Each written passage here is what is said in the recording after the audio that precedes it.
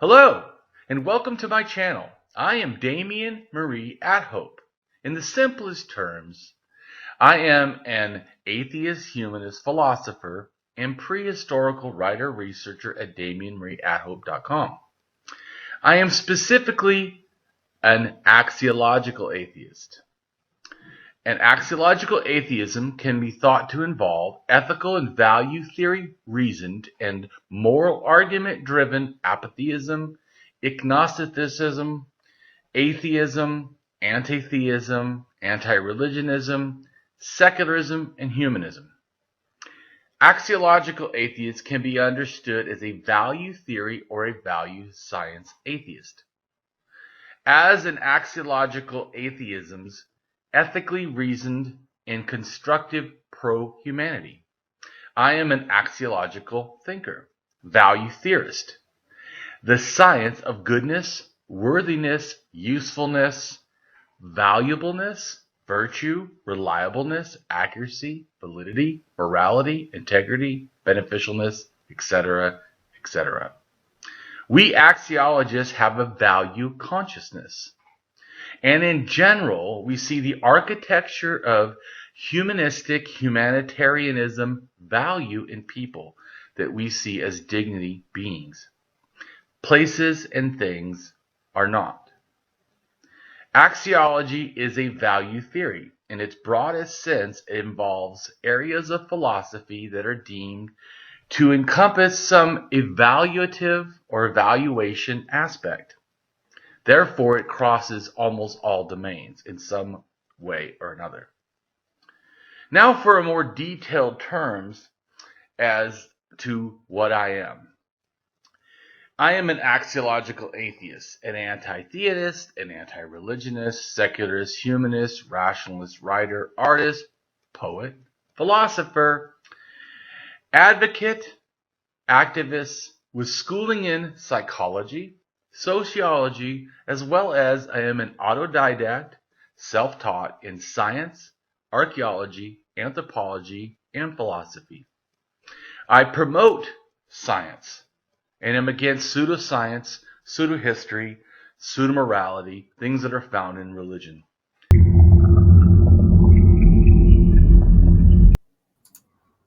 Hello. Hey, How's it going? going good.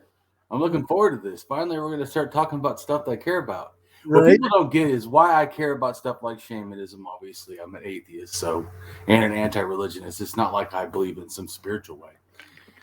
What it is that people need to understand is when I first started on my own, to figure out religion, I thought it basically started paganism and down. Only thing that mattered was gods, So, Yeah. Well, because I come from, in a sense, a Christian background, and my ignorance of religion and just as in general means that I didn't know, and so I so the reason for bringing this up is because people go, oh well, you're just an atheist because you chose to hate God or something. Actually, I'm an atheist because of the facts of archaeology and history and understanding that kind of stuff.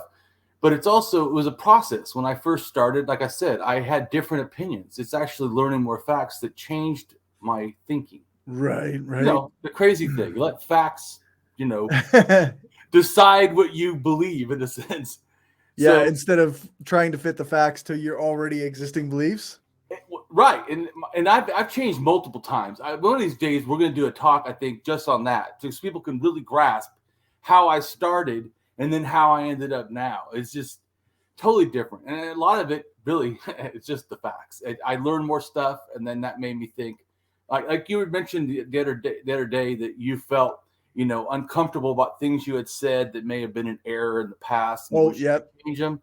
Yeah. That is such a healthy thing. Healthy.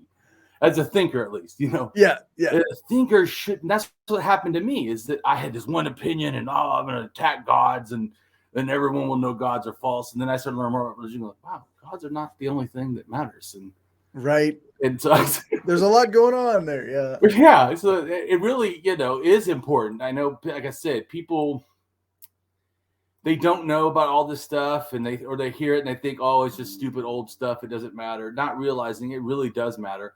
And actually, without realizing it also, I think, which John might talk about a little bit too, about racism and stuff. A lot of it is ethnocentrism, racism. It's still religious superiority. Here you're an atheist, and you're still operating in the world with some sort of like religious, bigotry of other religions is what I'm saying. Like, this religion is a normal religion. These ones are crazy. Yeah. Yep. Actually, they all have the same stuff, sort of. So, I mean, they're different, but I mean, they have some of the core elements. I don't think about it at all. And that's why it isn't good. Because I don't see, in a sense, like shamanism is older or better, or that's or animism, which is to me the oldest, 100,000 over. It's not any different to me than some of the other things. Different in the fact that it doesn't have extra mythology, tons and tons of shit piled on top of it. Right. But to me, it's 100% that everybody in the world who's religious is also an animist. Right. So it's just to what level, to what extent, to what particular belief. It's now been in a sense paganism or world religions. Like, how much baggage does it come with? Oh, it comes with tons. Oh yeah, tons. Which right, when you go read more or you learn more about the more animist, it's not like that. So that's a big deal. So that's why I feel like atheists feel like they don't have to learn this, because they're not, in a sense, fighting, a particular, like, in other words, like animists are not trying to convert me. Okay? Right. But I don't think that's the right like attitude of why we should be going after things. We should be going after things because this is what I'm saying. An atheist is like, well, I fight for truth. Well, if you fight for truth, then why are you just fighting the ones that are attacking you? You should be fighting all the things that are not truth. Yeah. And I also think it's important because it gives you, like I said, a more realistic opinion of shamanism and animism and totemism than just the gods. You start to learn like the whole framework of religion to me. And I think that's really important. Yep, for sure. Because like I said, especially we don't realize it often. We are being, in a sense, even atheists having a bias about religion. Like, and I've talked to one person who goes, everyone has gods. Well, that's not actually true, because they did a study of 33, hunter-gatherer, groups from across the whole world. And only 30, something, I think 39 or something percent, or 30 something percent, even have a high God belief. Right. And then only like 15% think that high gods are active in the world. So in other words, it's like they were a creator and then they didn't do anything else, Like, I've made everything for you. I'm gone. Go ahead. It's all on you. Like, what's Spinoza's God? Correct. Kind of idea. Right. Yeah. So, but even then, like I said, it's not 100%. It's not that all, which also goes back to, I think gods to me were added to shamanism to me. I think that certainly spirits and all kinds of stuff like that, ancestors, all that was there, definitely. I think that from the beginning. I think ancestors stuff is pretty obvious, since it's 79% is ancestor, and afterlife stuff, and then you have, ancestor worship is a little bit lower. I have to look at it again. But anyways, ancestralism is way higher than gods. It's definitely, to me, in a sense, if you look at all these cultures have it, it's not unreasonable to think, well, then it's probably was more universal than gods were. Gods was a later thing to me. So right. It makes sense. Yeah. And like I said, it's important that to understand shamanism too, because I think that, to me personally, it's what gave rise to paganism, and it always could, in a sense, because it has a lot of the framework. You just have to switch the focus a little bit, and it's already almost there. In other words, like, instead of this great ancestor, that's it becomes the great ancestor is a deity. In a sense, or could be, whether it's an animal, like coming from totemism, instead, like an animal figure, like the great crow or something, or the thunderbird or whatever. It's still, in a sense, and this is the thing too, is sometimes they don't talk about deities, but I think it's just a conception of them putting it to how like a Christian sees it.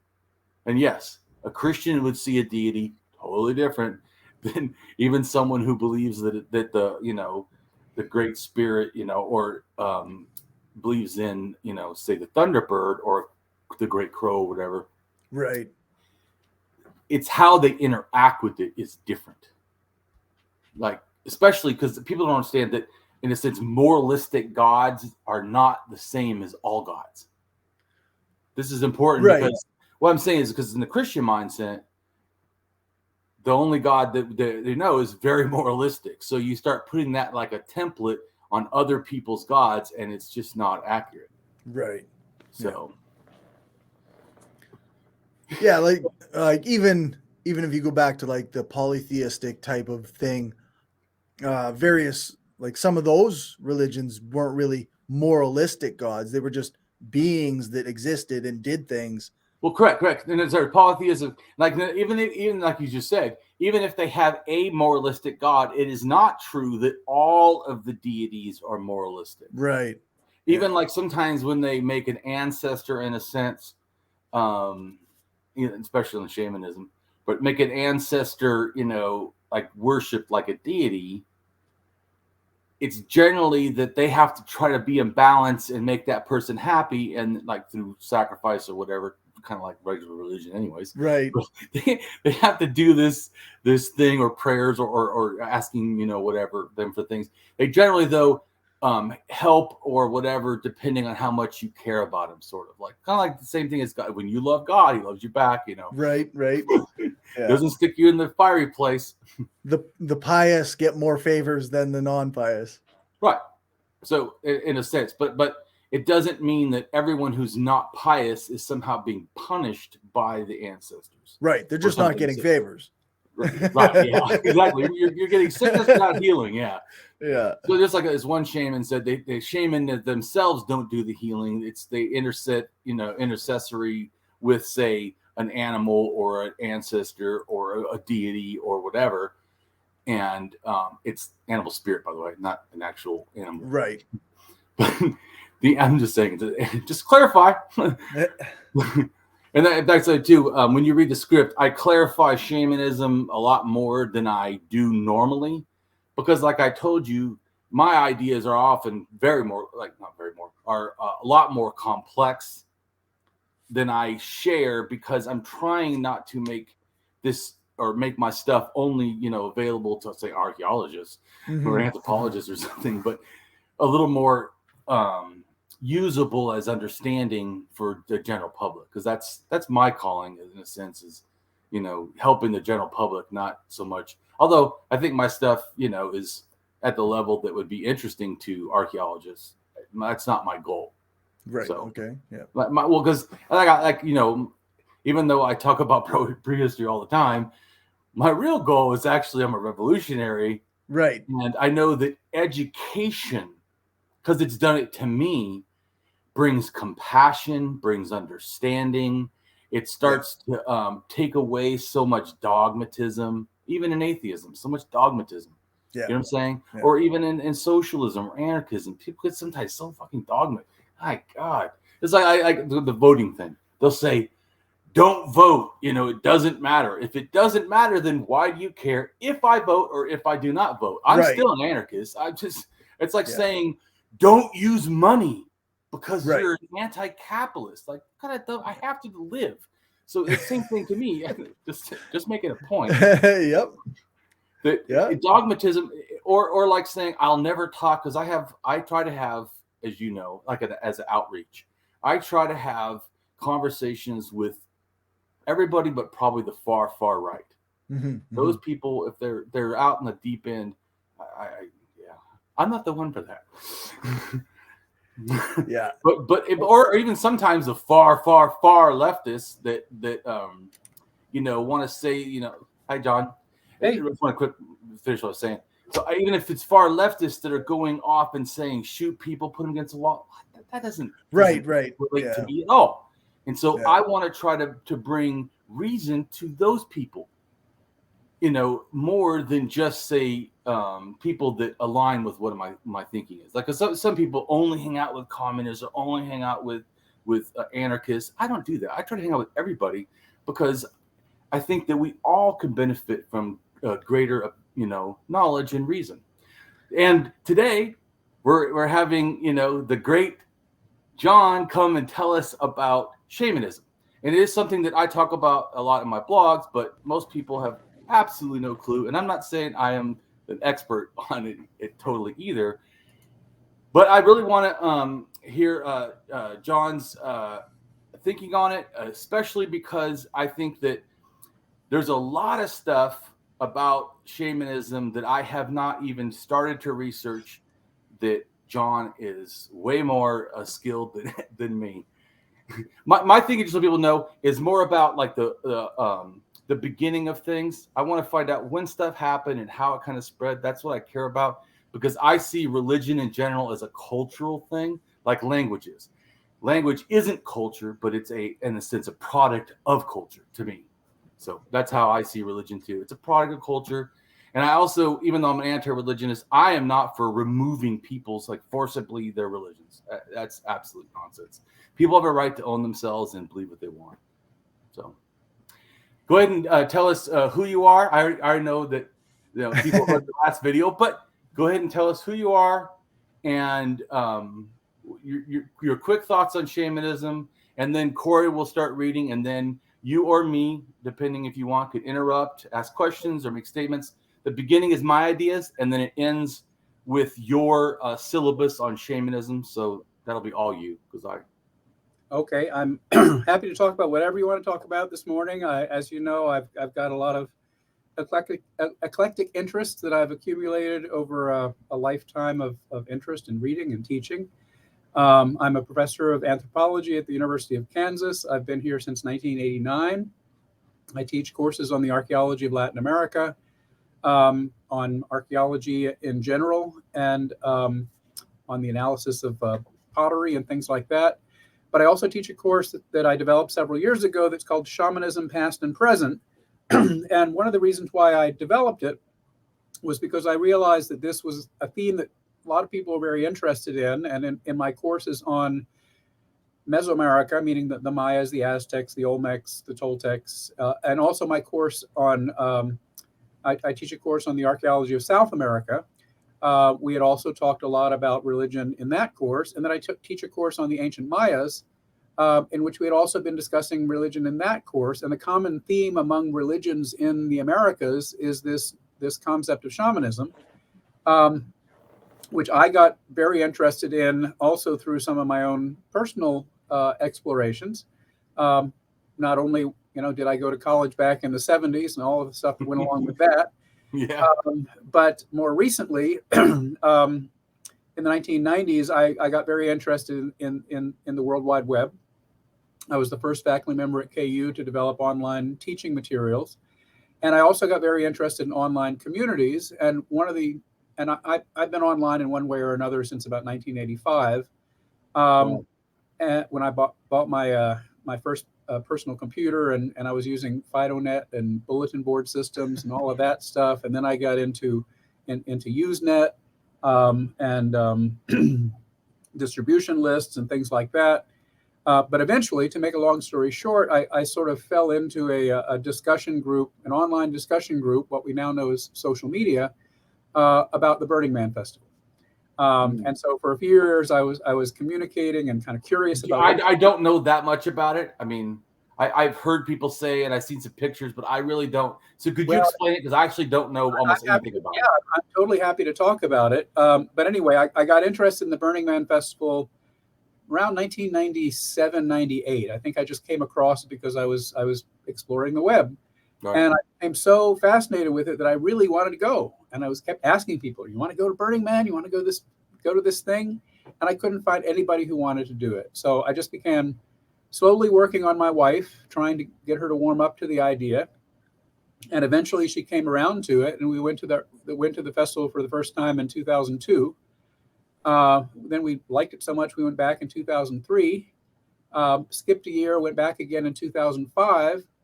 And I just I just became entranced by the whole phenomenon. It's a smorgasbord of anthropological experiences.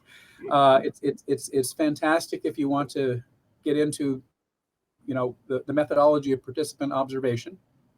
I'm happy to talk about Burning Man a bit, but just to relate it to what I was saying, my course on shamanism past and present was a combination of my interest in sort of ancient and pre-European religion, which has been a long-term interest of mine, and also the realization that there were what are called transformation festivals, Burning Man being one example, of places where people go in order to have what Mircea Eliade would have referred to as an ecstatic experience, the experience of ecstasy, which is an experience of, and there are a lot of different ways to describe it. It can be experiences of connectedness, experiences that are constructed in such a way as to lead you to insightful revelations, or what might sometimes be referred to as mystical experiences, a personal experience of the divine, or of divinity, or of creation, or of creators.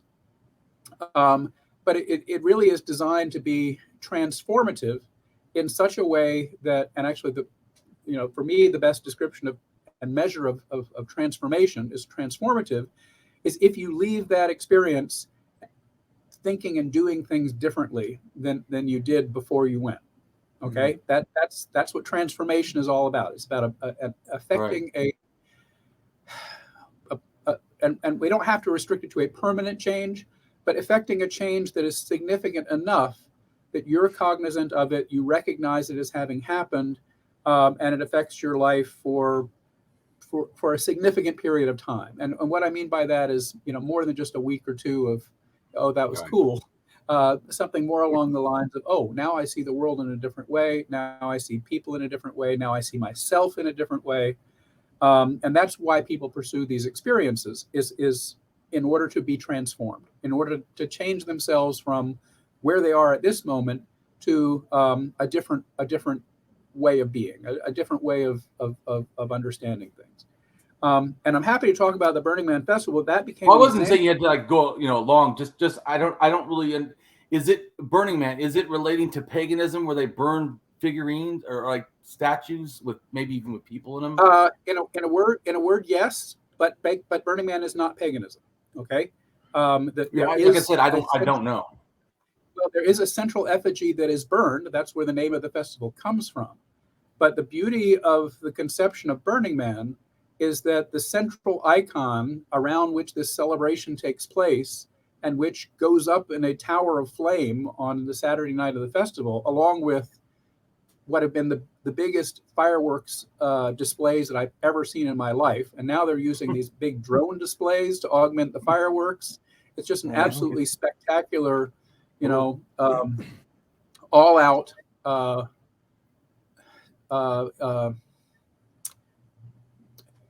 art piece, I think is the best way to describe it, that is intended to produce a deep and lasting sense of awe, AWE. That's what it's all about. It's an awesome event. But the beauty of it is that the central icon has no designated meaning. You can project upon that designated icon, the man, whatever you want to project onto it. It could be the man in terms of the law. It can be the man in terms of your father. It could be the man in terms of the guy you just broke up with, or your ex-husband, or your ex-lover, or whatever. It doesn't have to be the object of any sort of negative emotions. It can just be a representation of your former self before this transformation occurs.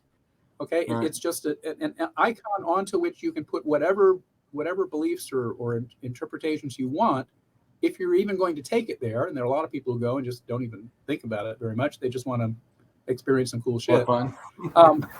But it's something that goes up in flames and is destroyed.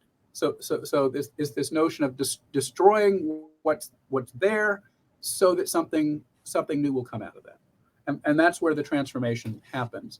But it's an example of what could be neo-paganism, but without a designated deity of any kind. It's not the mother goddess. Right.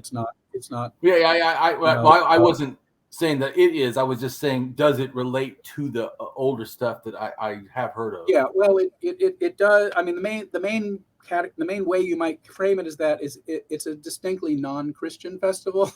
And some people just designate whatever's not Christian as being paganism if you're coming from that perspective. Well, so to me, I feel like Christianity to me is an evolved kind of paganism. I feel that deities are what make all of it paganism. The fact, because I don't feel it's that special.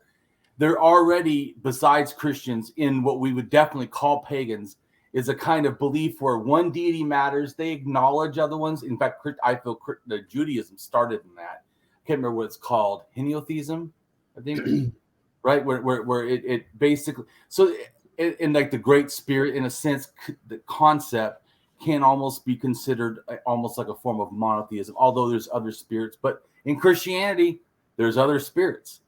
It's not limited, it's not limited to just one deity and then there's nothing else. There's actually all these other spirits and all these other things. And so, but anyways, I'm sorry to digress. I'm just my opinion. I totally agree. I totally agree with that. And I think, if in a Christianity in which Satan plays a role, how can that be monotheism? Yeah. Right. You've already got one other designated deity. It's at least a bitheism. That's a great point. Yeah. So how does monotheism even apply? But anyway, I don't want to get too far from the shamanism theme for now. Yes.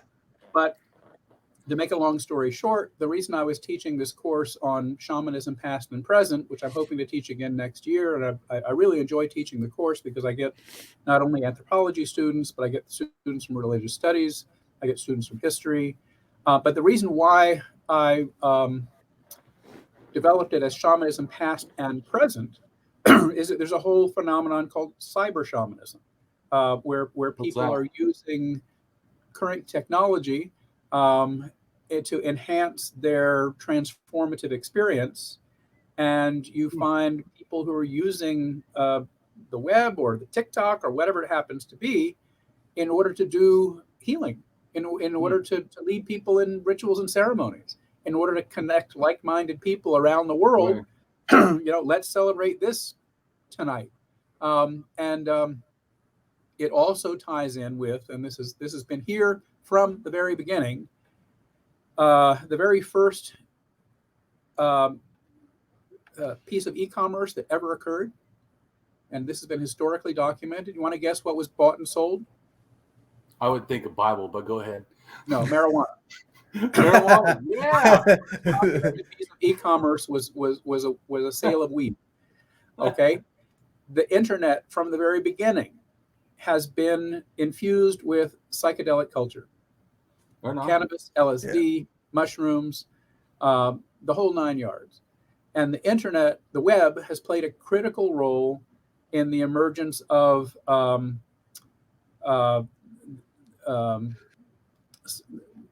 new psychedelic culture. And when like I say neo-shamanism? Neo-psychedelic culture, which means something different from what we were doing back in the 60s and 70s, and something that has been transformed, is being presented in different ways.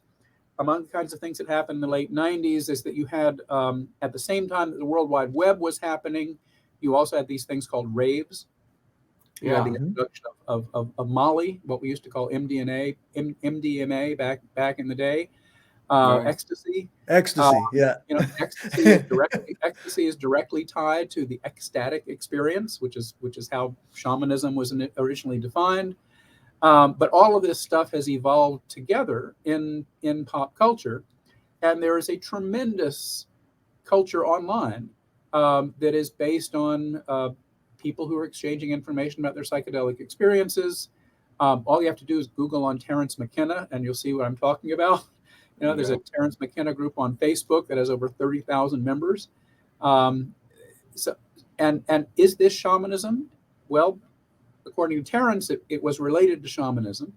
And that's something we can talk about as well. The relationship between psychedelics and shamanism is also something that I think needs a critical exploration. But anyway, all of these things have interested me, in part because they intersect with archaeology.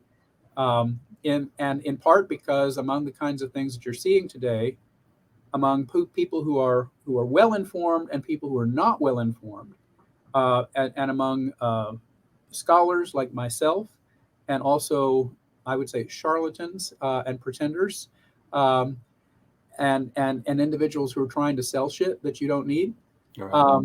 will also promote these ideas about psychedelic use in the ancient past, or the use of psychedelics for mystical revelation. And this is one of these topics that you really have to have good skills of critical thinking to enter into, because if you don't, you're going to be vulnerable. And needless to say, putting yourself into altered states of consciousness in whatever way you do makes you vulnerable. Right. And something that is happening, which I think all of us knew would happen, is the combination of psychedelics and other substances to coerce and persuade and get people to have experiences that are revelatory and transformational. And there is now a movement online in certain circles of psychedelic Christianity. People who are actually using psychedelic experiences with mushrooms and whatever to persuade people of the truth of the Christian myth, and to recruit them into a deeper, more profound Christianity. There are also major movements in Brazil, including the UDV, which is based on the use of a psychotropic called ayahuasca, Right. and the Santo Daime movement, which is another kind of Catholicism-based Christian movement in Brazil that also uses ayahuasca as a sacrament in their ceremonies. And this is also something that happens in the United States with the Native American Church, which uses peyote in its rituals. But if you look at the Native American Church, it's a syncretism of Native traditions, but at its core, it's fundamentalist Christianity. It's based around Christ-based beliefs. Really? So the Native I didn't know American that. The Native American Church is a Christian church, a fundamentalist Christian church. Wow. But that has used peyote. Wow. And people downplay the Christian part of it because it does have a lot of Native syncretism in it. But it is a Christian church, and that's one of the reasons why, interestingly, it has been possible for it to become legal. The Native American Church is legal under the First Amendment because it's a Christian practice. Okay, the same is true for Santo Daime and UDV. Imagine non-Christian psychedelic religions or non-Christian religions that use psychedelics as sacraments. Are those going to get protection from the U.S. Constitution? Well, to me, they should. But I'm a weirdo. So I think they absolutely should. But it seems unlikely. Yeah, but a Christian religion, if they're using peyote, if they're using ayahuasca, are they Christians? Are they promoting a Christian belief? Oh well, then they're good. Okay, that's all right. I would say I agree that there's a lot of bigotry. I was just mentioning that before you came on. Even in the atheist community, I said it's good to learn all. Like that's why I try to learn all this stuff. It actually made me less bigoted, made me more compassionate, made me more understanding of the world than I did before. That's why I feel like to me, it's connected to being a revolutionary. When you learn the real history of the world, I feel like it changes you. Like you said about experience. I had an experience where all of a sudden I felt more connected to the world, learning all this stuff to me. Right. Yeah, well, religion plays a very important role. I mean, there's no question that religion is important. And I don't want to put down anyone's religion. I really don't want to dismiss anything that's working for someone.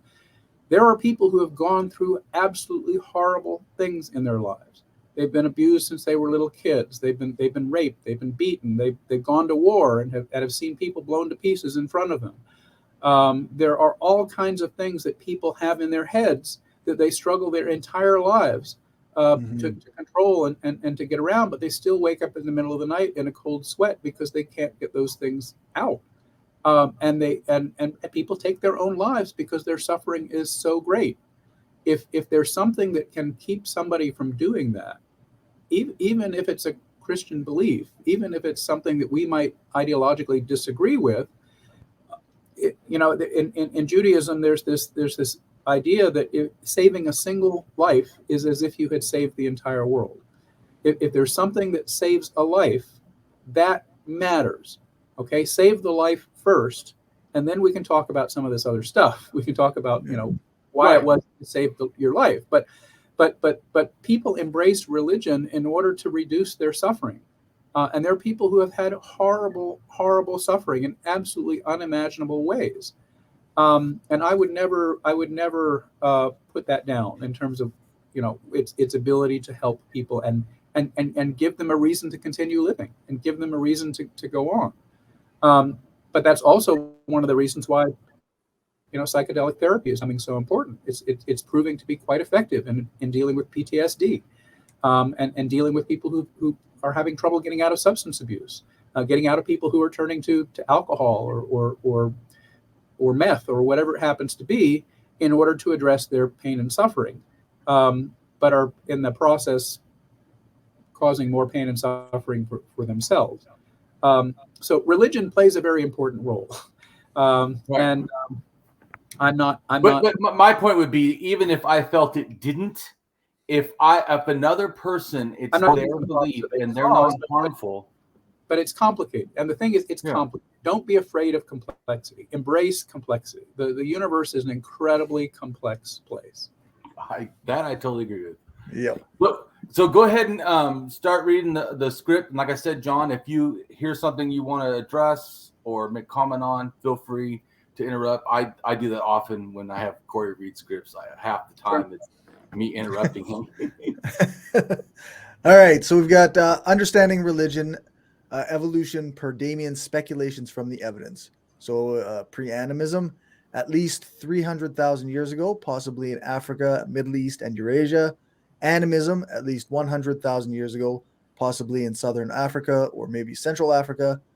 Totemism, at least 50,000 or 45,000 years ago, possibly around Germany, France, or somewhere in West Europe. And shamanism, at least 30,000 to 35,000 years ago, possibly in West Siberia or East Russia. Paganism, at least 12,000 to 13,000 years ago, in Turkey and or Levant, Israel, Jordan, Lebanon, Palestine, or Syria. Or the progressed organized religion, at least 5,000 years ago, in Egypt, the first dynasty, 5150 years ago. Damien wants to try to trace shamanism from its origins and then the spread and evolution of shamanism, starting in likely in Siberia, as he wants to address shamanism in Siberia, China, Scandinavia, and the Americas. Shamanism is seen in related artifacts, seeming behaviors, and likely mythologies. The sheer magnitude of our shamanic ancestry means one of two things. Either shamanism originated once prior to the human diaspora some 70,000 years ago and has been preserved since, or it has arisen independently countless times in pre-modern cultures. Damien does not agree that, as if this is the only option, as mass migrations from Siberia, North Asia, and Eurasia more generally can also hint at later origin.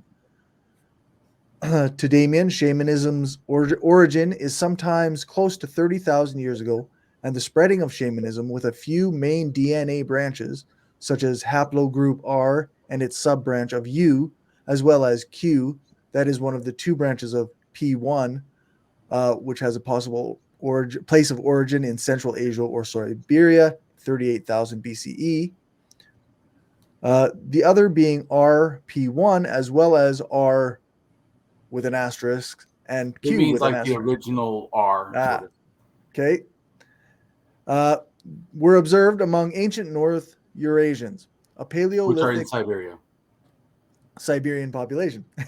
Oh, sorry. Yeah, no worries. Basal U was found in the 26,000-year-old remains of ancient North Eurasian Malta Boy MA1, and only one confirmed example of basal R has been found in 24,000-year-old remains, known as MA1. It was found at who, by the way, has connections to the Native Americans.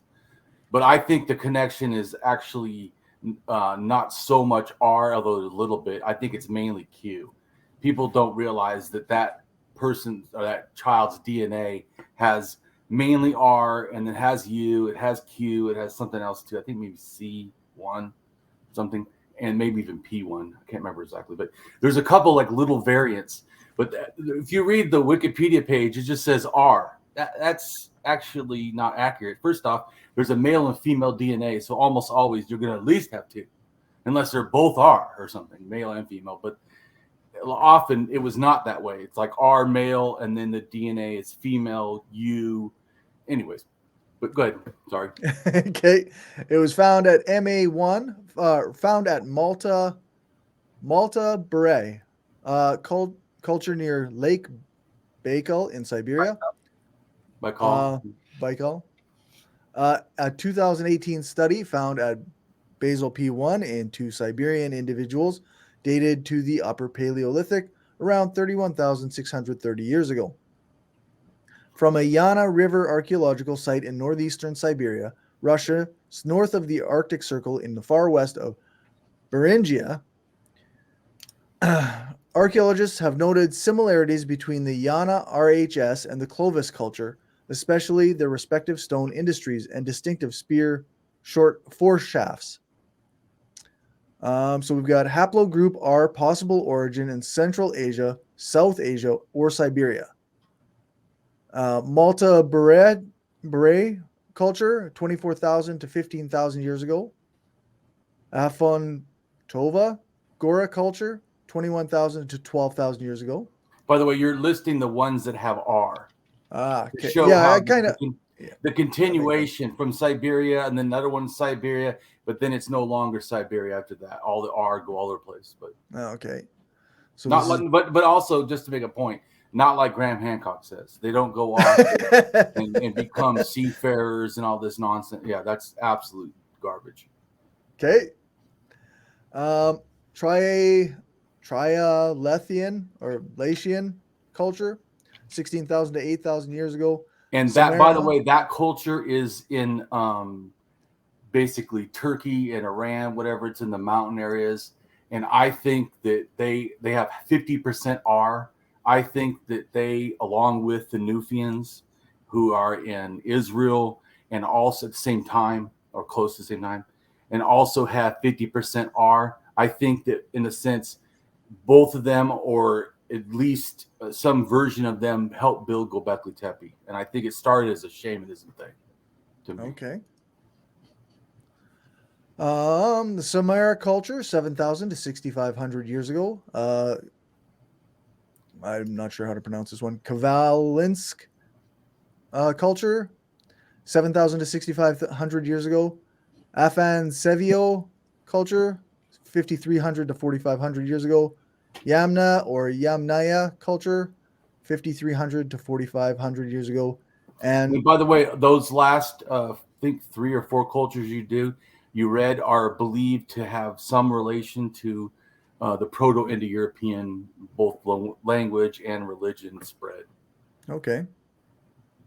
And finally, the Andronovo culture, 4,000 to 2,900 years ago. And that, in a sense, was the people from probably Ukraine or somewhere in Russia making it, bringing that Proto-Indo-European ideas back to Russia, back to near Lake Balka and above the Tarim Basin area. Okay.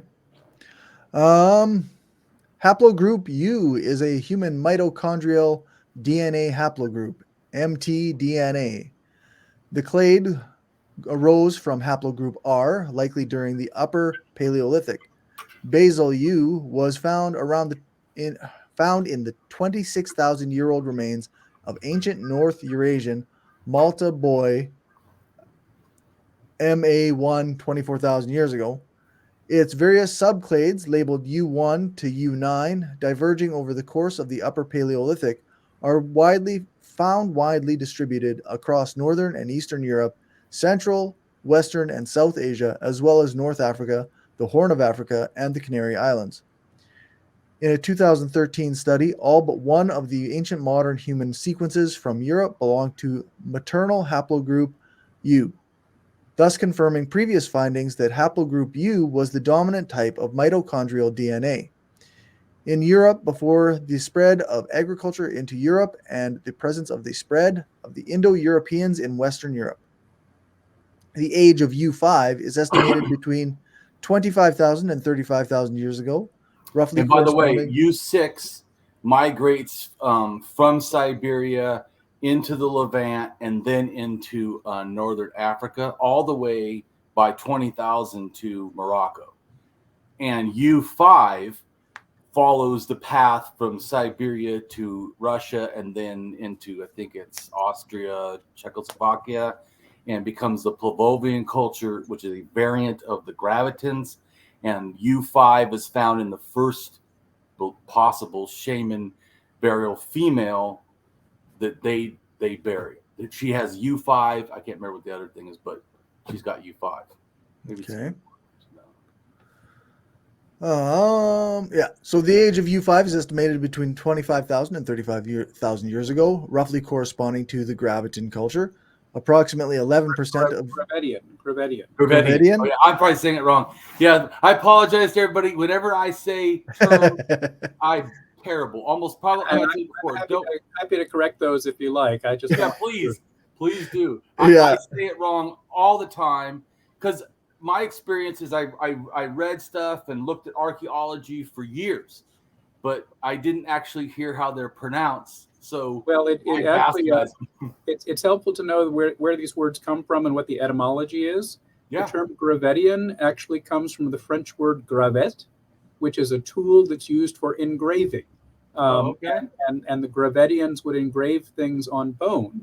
Right. And so the use of gravets becomes the basis for the Gravedian culture. So the common root has to do with engraving, and especially engraving bone with sharp stone tools.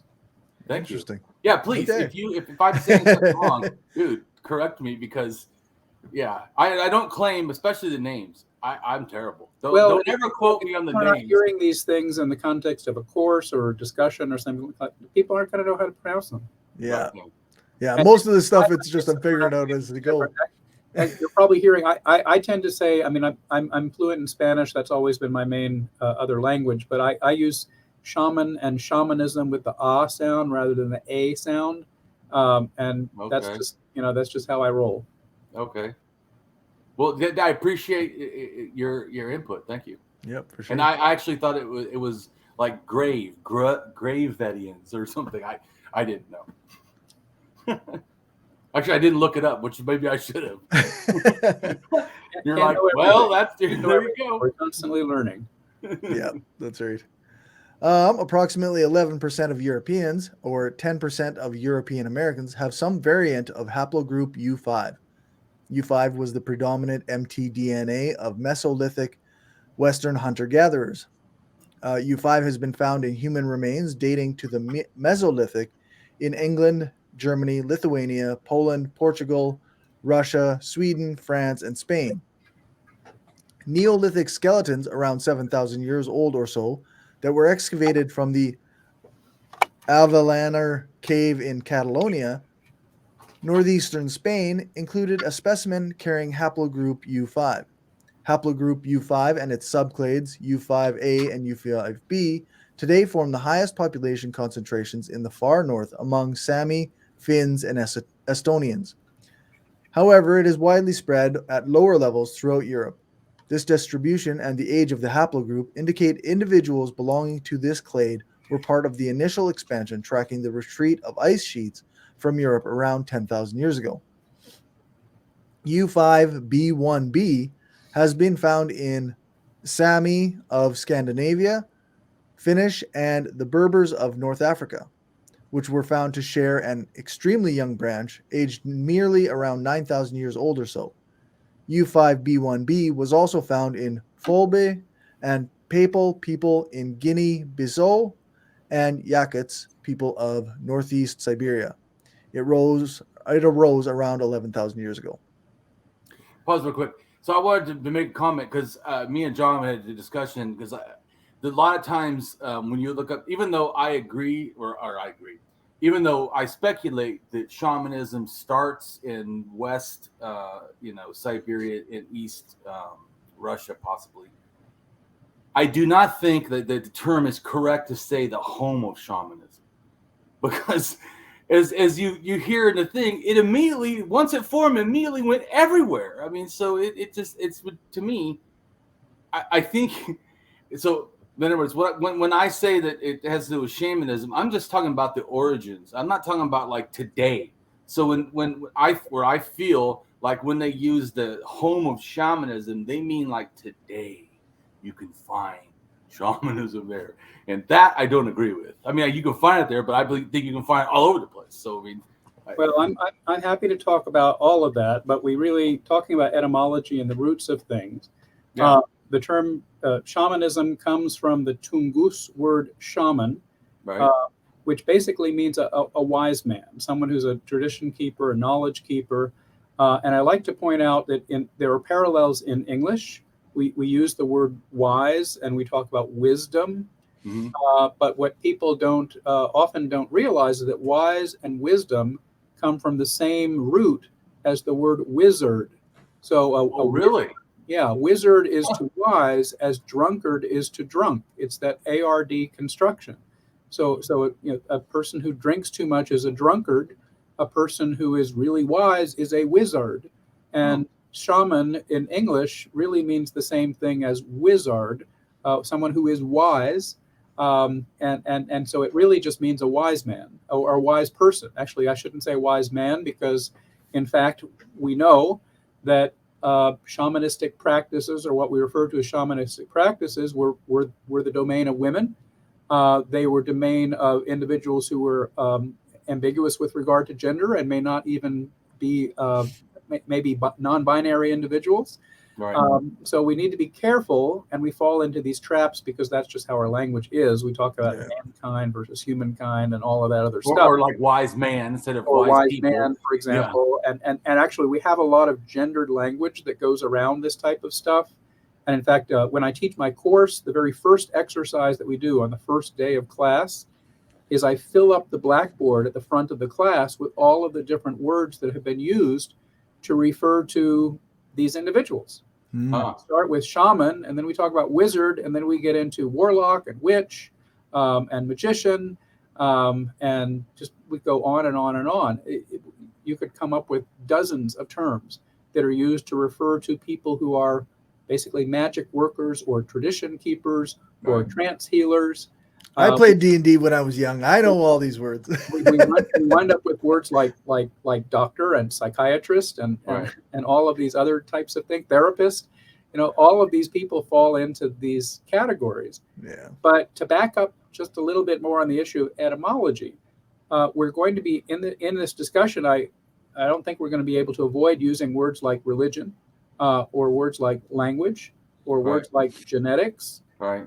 And I think it's really critical to understand that every single one of those words is a construction. It's a Western construction. It has a long history behind it. But think about something like language. Okay, how are we going to define language?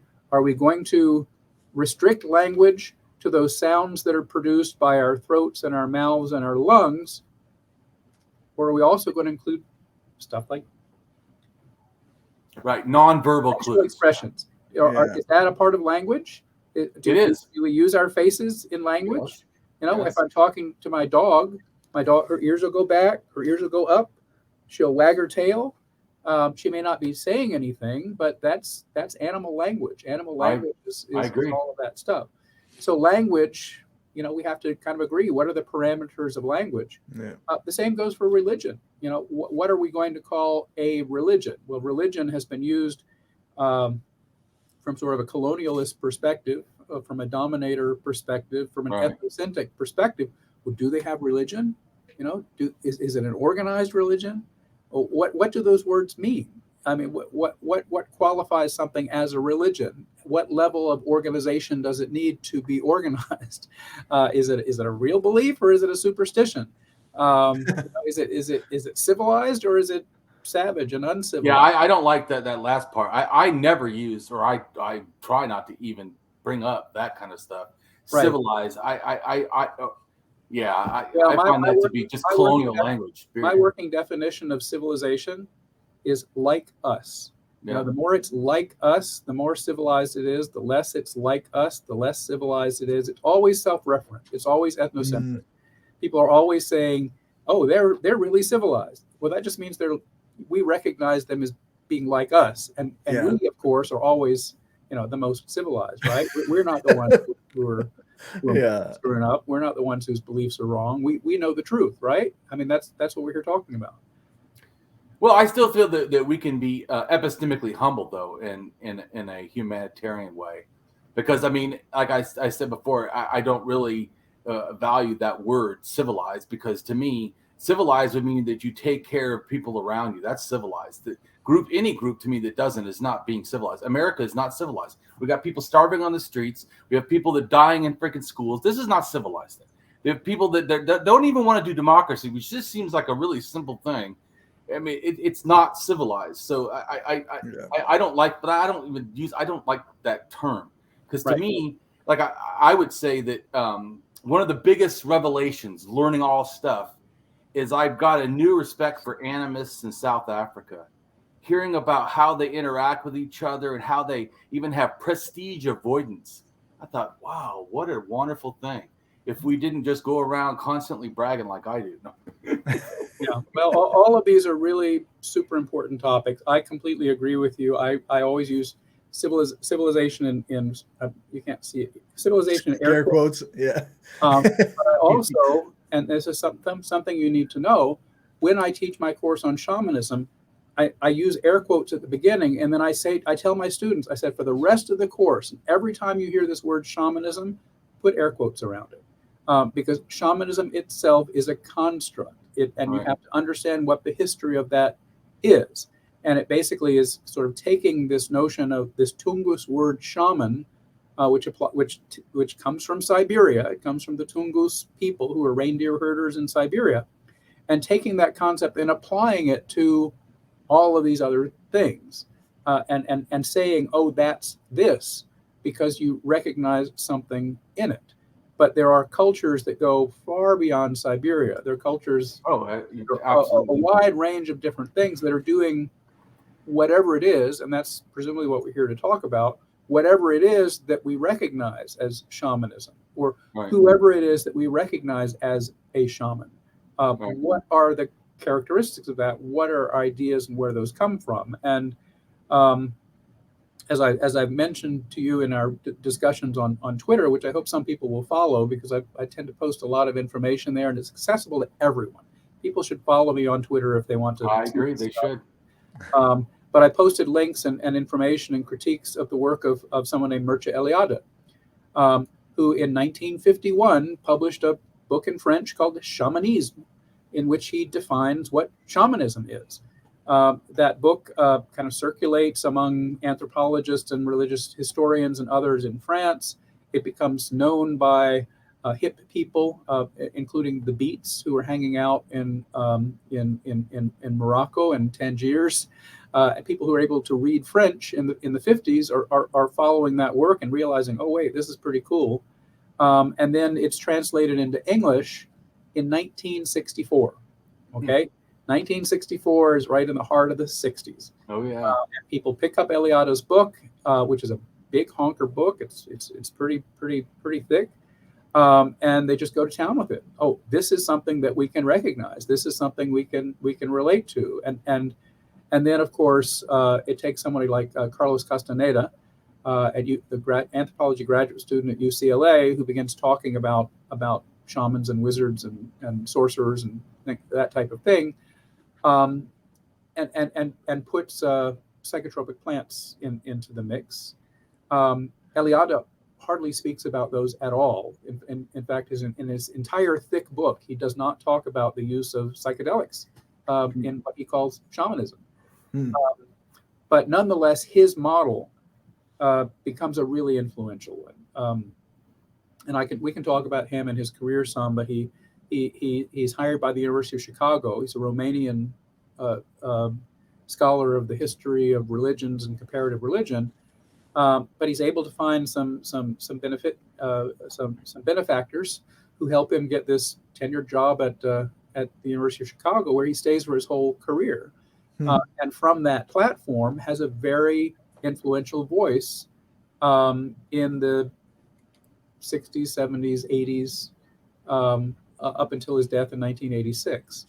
But when we talk about shamanism, it's very important to identify whether are we talking about Eliadean shamanism, the way he defines it in his book, or are we going to go beyond that and look at other kinds of shamanism, other things that fall into that category that he didn't address.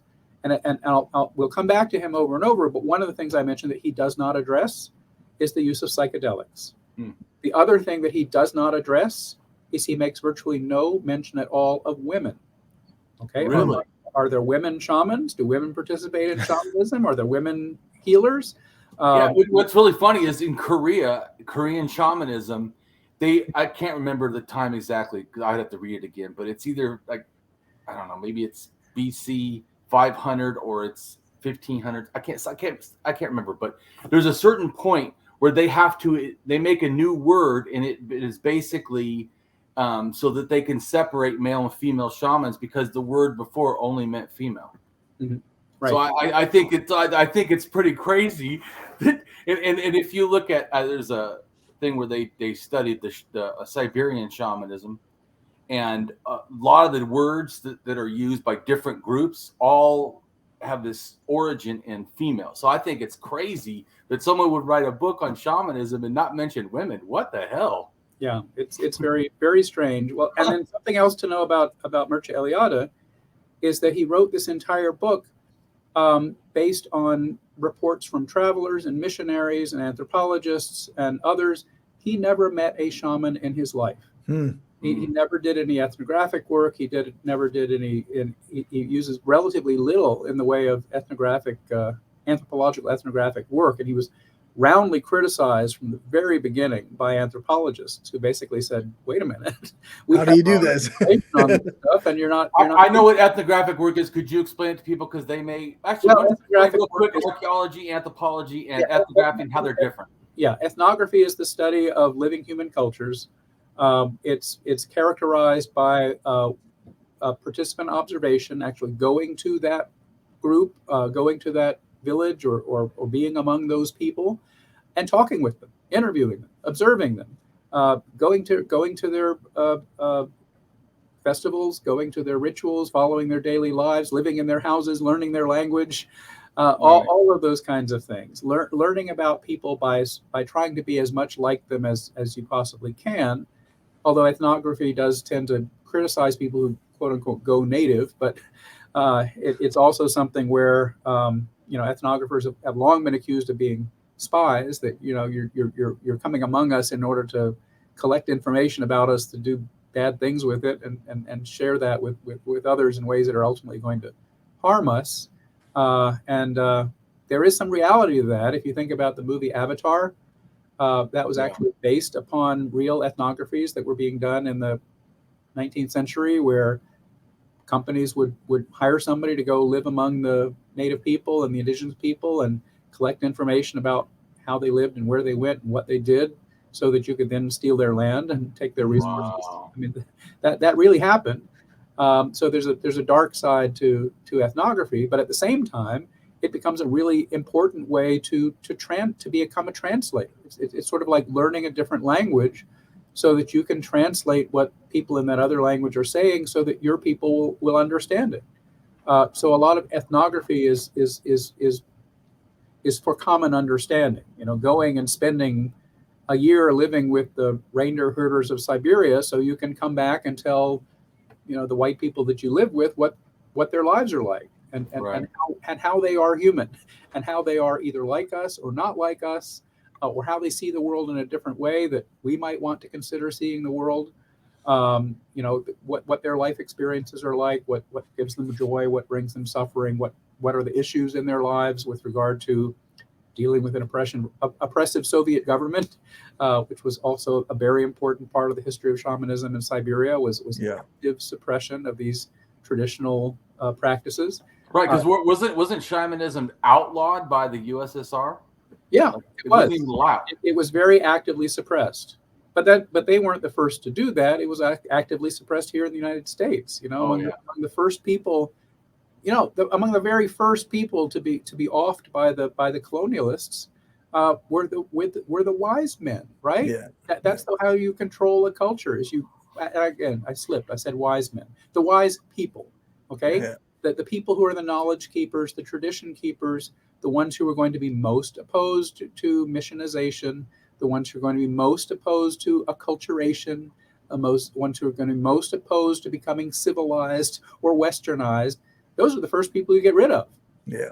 Okay. So there's a loss of those individuals, whatever we're going to call them. And so that's also an element of shamanism, is that it is an oppressed, stigmatized, and kind of it becomes the focus of what's called ethnocide, the destruction of a culture.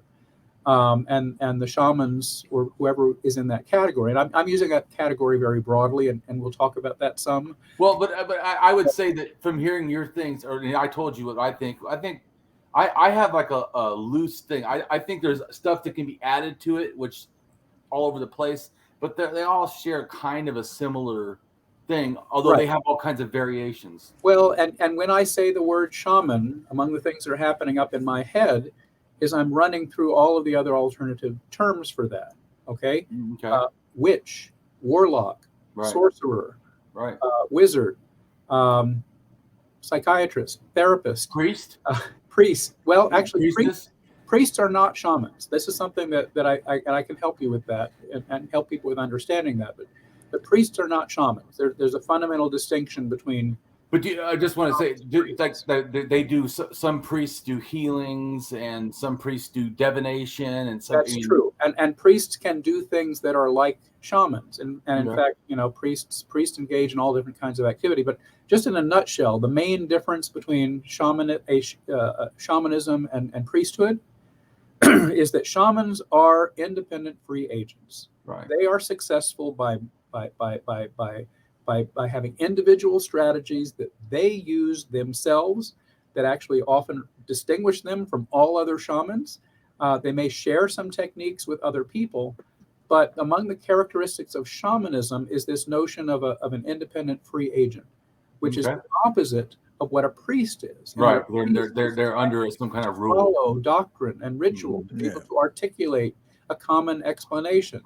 A priest is part of a community of practitioners who do the same things in the same ways at the same times. Right. Now, they may engage in other things, but that's the exact opposite of what a shaman does. And a shaman, uses insight and revelation and wisdom and experience and all of these types of things to do something in a very individual way. Okay, so shamanism is. Anthropologists use the term routinization.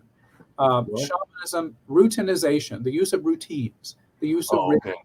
Okay, and shamans will perform rituals, but they often will perform them in very unique and individual ways, bringing in lots of different elements that are parts of their own creativity, their own often syncretism.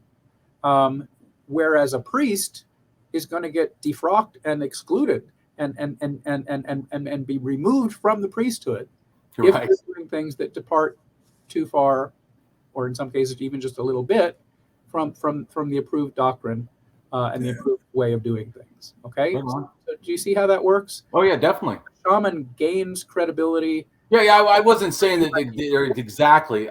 I'm just saying that they to me they share some of the elements. People think that they're totally different and don't share any elements. It's like, well, I think they do the healing. I think they do divination. I think they try to, but I do agree with you. Definitely in the organized part, they're totally not the same. Right. And I don't want to belabor this point, but I just wanted to make it clear that's one of the ways that shamans and priests are different.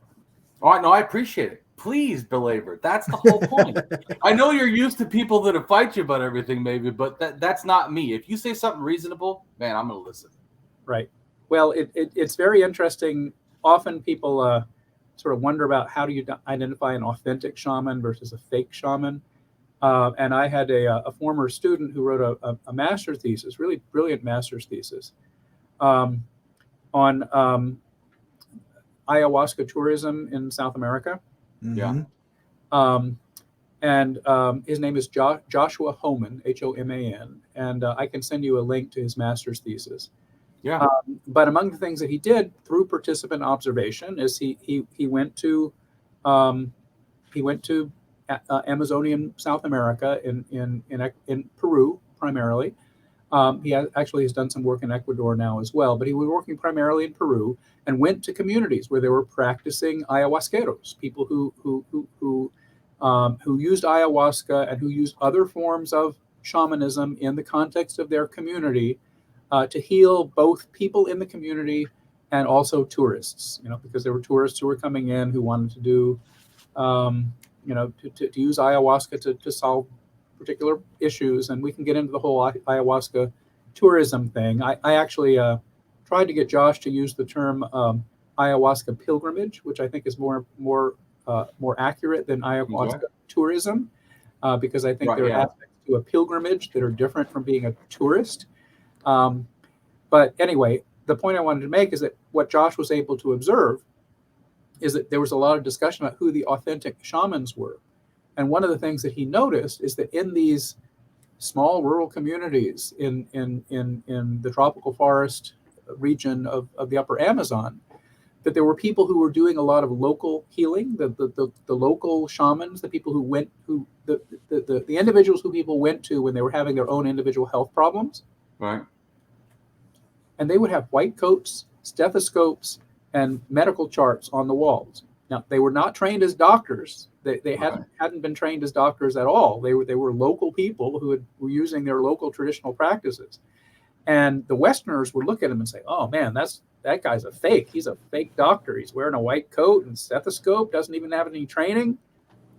But they were the authentic shamans. They were the authentic healers. The ones who were the posers and the pretenders were the ones who were doing what the tourists were expecting to see. Yeah, they put on the costume and they behaved in it. Yeah. Whatever it is that they need to do to persuade the tourist or the pilgrims that they were encountering an authentic shaman. Yeah. And what Josh was able to point out is that no, the authentic shamans are the ones down the street who are doing the local healing, and everybody recognizes them as being a doctor because they're wearing white coats and have these medical charts on the walls. Whereas the less authentic, and actually the authentic ayahuasqueros who are catering to the ayahuasca pilgrims have a different shtick, a different appearance. Right. And I don't want to get into authentic versus inauthentic because all of these things are authentic in their own way. Right. Whether it's authentic grift or authentic healing, they all have authenticity within their own worlds. But anyway, the point is that effective shamans and effective healers will often bring in all kinds of syncretistic elements. They'll have crucifixes on the wall. They'll have scientific things like test tubes and other setups to make it look as if they are, scientists, because that becomes a part of their methodology. Yeah. And in fact, there's a whole world of paraphernalia out there, that you can get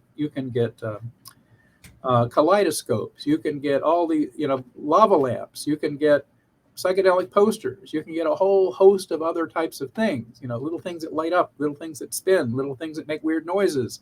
All of this paraphernalia becomes part of the paraphernalia of shamanism. Right. And shamans would use shells or crystals or beautiful stones or unusual animals or bones or other types of things, but the shamanism is what anthropologist Claude Lévi-Strauss referred to as bricolage. He used the term bricolage as somebody who's like bringing all of these bricks together in order to make something, that they pull whatever elements from whatever sources, do what it is that they want to do.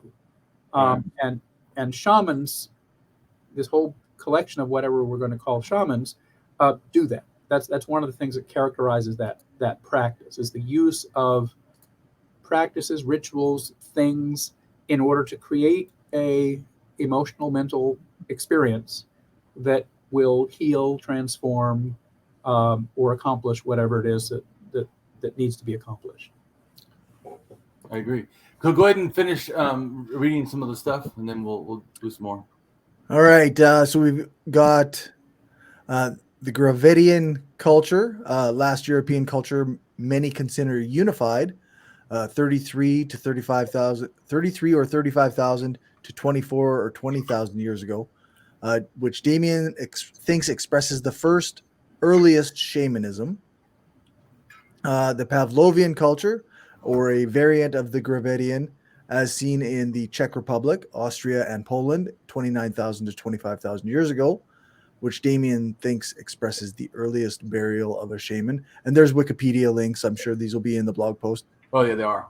The Epigravettian culture, or which, according to the Greek, epi is above or on top of, and Gravettian, because they likely continued a lot of the Gravettian culture, as seen in the southern and eastern Europe, 20,000 to 10,000 years ago, which Damien thinks may have brought or influenced the people in the Middle East or Turkey to add belief to the goddesses and female art figurine themes to their early paganism emerging out of older shamanism, 11,000 to 10,000 years ago.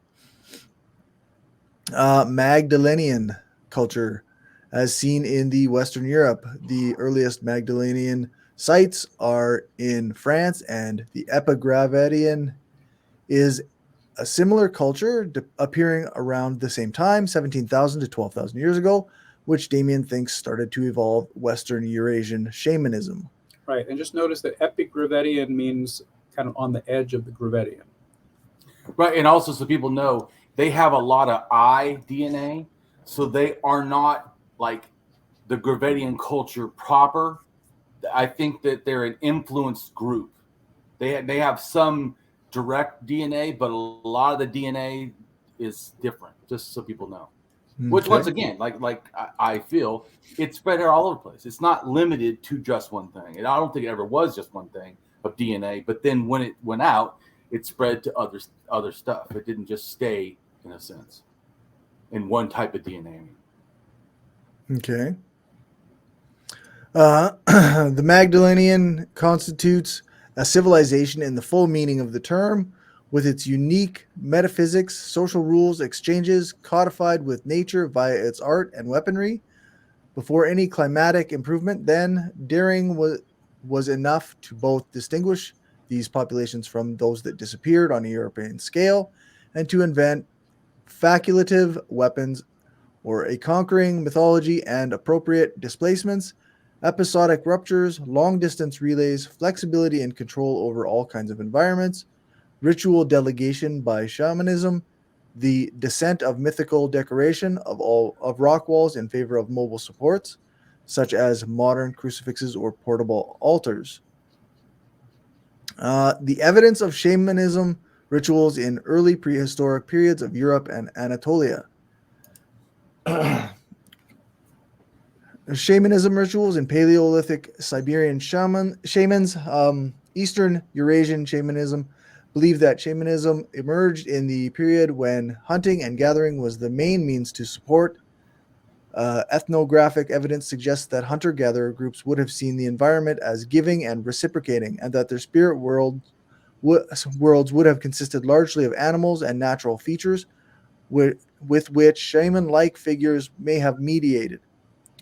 From this point of view, it is best to begin investigating prehistoric shamanism in Paleolithic rituals and related cave paintings of Europe. The shamanic hypothesis that cave art is based on the fusion of direct evidence from the caves themselves with observations of more recent hunter-gatherer societies that still produce rock art. However, not all cultures have specific shamanic ritual locations, and even when they are present, shamans will perform some rituals away from them. Ritual areas are typically viewed as the literal doorway between the spiritual and physical worlds, and are often an opening into the earth, like caves or springs or elevated spaces such as mountains and even caves in mountains. And then we talk about you, John Hoops. Yay! Oh, you got to say the great. The great. John. And just so people know, one of the reasons it's not just because I like the archaeology stuff, which I do, or the anthropology or the ethnography. I also feel it's the character that John displays, both being so open to learn, so open to teach, and just I feel treats almost everyone, relatively equal. That's not normal to me. I mean, it should be normal. Let me clarify. I feel like it should be normal. I just don't feel it is normal. And also, I really like the fact that you support and defend, marginalized groups. Anybody who does that is a great person to me. Well, and thanks. So the fact that you do all of that is just wow. Well, I've never been a huge fan of normal, and I learned something interesting just recently. I've been reading Adam Rutherford's book, which is titled Control, and it's about the eugenics movement. Do you know that the word normal came into common usage as the result of eugenics and the statistics that were being used to identify intelligence? It actually happens. It evolves along with intelligence testing. Back in the days when terms like moron and imbecile and idiot were actually technical terms that were used for levels of intelligence, the word normal was not used until about 100 years ago. And it comes directly from the mathematical concept of a normal curve, and people who are in that normal distribution. Whereas people who are on one of the tails of the curve were not. They're not normal. But that includes people who are of high intelligence or people who are of low intelligence. But the word normal itself is a construction that we don't really think about where that came from, and we reject eugenics, and we reject this kind of categorization sometimes of measures of intelligence, because there are different kinds of intelligence. But I just like to point out that the word normal itself is very highly suspect and has a really dark history to it. Since I've never been called normal, boy, I agree. Yeah. So I just wanted to clarify, because people hear me say that. I'm not saying it flippantly. When I feel that John is great, I actually feel that. And I'm not normal at all, and I don't aspire to be normal in any way. There you go. Good. You're in good company. John Hoops, Department of Anthropology, University of Kansas, who Graham Hancock thinks is the most vehement and insulting of all archaeologists, and Damien thinks is great, addresses shamanism. So we've got John Hoops at KU Hoops, professional archaeologist and professor, in a private message said to Damien, "There are good reasons to suspect that Siberian shamanism was not so much an ancient Ice Age tradition as an echo of practices in Neolithic and urban Bronze Age China to the south. The spread of what's labeled shamanism for some societies and not others, and the variety of practices associated with it are two different things. Look into Ngoma and tell me it's..." Ngoma, which is actually sort of an onomatopoetic word. Ngoma, it means a drum beat. It's associated with concepts related to drums. It's actually a fairly broad concept. It can refer to a specific drum, or it can refer to the notion of drumming and the value of drumming. But say that word Ngoma and think about a drum. Ngoma. It's like a drum. Ngoma. Okay. Look into Ngoma and tell me it's not basically the same category. Ngoma means drum, but it also refers to the use of drumming. Damien's response: "I don't see things this way. Siberian shamanism seems present around 24,000 years ago, but the first shaman was in Europe earlier, to me.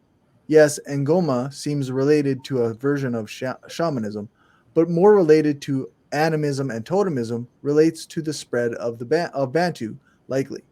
Ngoma are musical instruments used by certain Bantu populations of Africa. Ngoma, also called Ngoma or..." there's multiple pronunciations here apparently, "are musical instruments used by certain Bantu populations of Africa. Ngoma is derived from the Congo word for drum. different Bantu inhabited regions have their own traditions of percussions with different names for their instruments.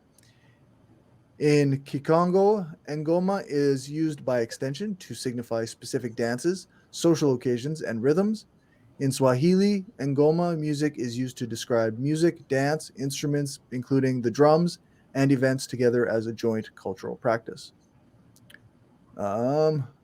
Shamanism, Past and Present, Anthropology 603 by John Hoops, Professor.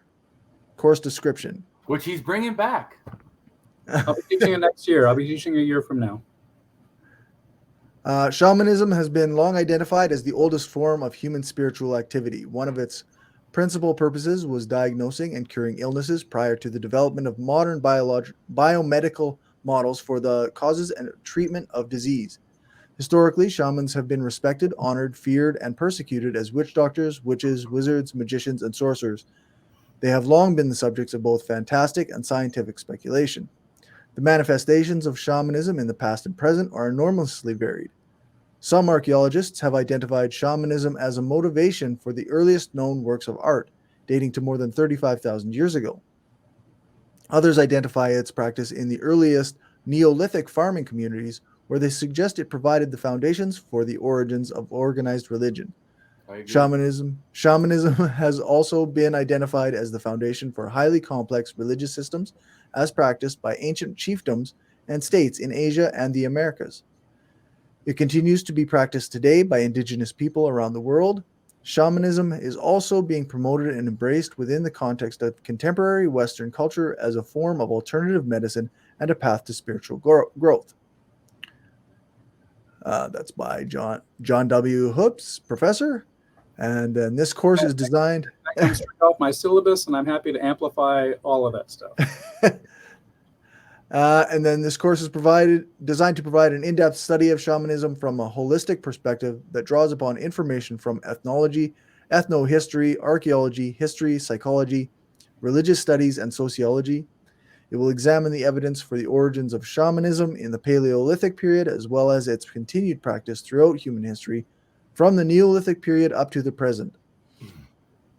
However, it is essential to acknowledge that shamanism is the subject of intense controversy. Rather than assuming that all interpretations of shamanism are correct, this course will strive to apply critical thinking to evaluate the quality of evidence and its interpretation. The principal goal of this course is to provide students with a sufficient background in scholarship on shamanism, drawing on classic literature as well as current debates for them to arrive at their own informed conclusions regarding the practice of shamanism in the past and the present. If I may, this kind of makes me think of a conversation my partner and I had. She's from Burundi, and recently she shared an article with me where a woman was arrested for flying over Burundi on her way to Rwanda.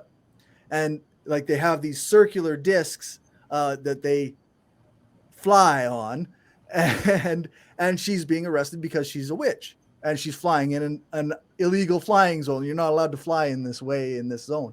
And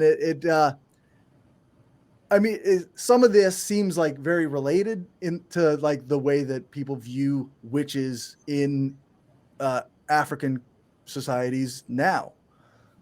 Yes, that's very true. And that particular example is really pretty interesting because it shows how this intersects with UFOs. Right. Okay, maybe they're not balloons. Maybe they're witches flying overhead. That's right. Yeah, yeah, and yeah. Don't get the History Channel started. Oh, I find it's interesting, like because through colonization, a lot of like Christian beliefs have been adopted in Burundi and Rwanda and various regions around Africa. So then you have people talking about like who live in the same community as people who still practice shamanistic or like witchcraft, and but they're afraid of the now, like they might have been in the past were like revered wise people. Right.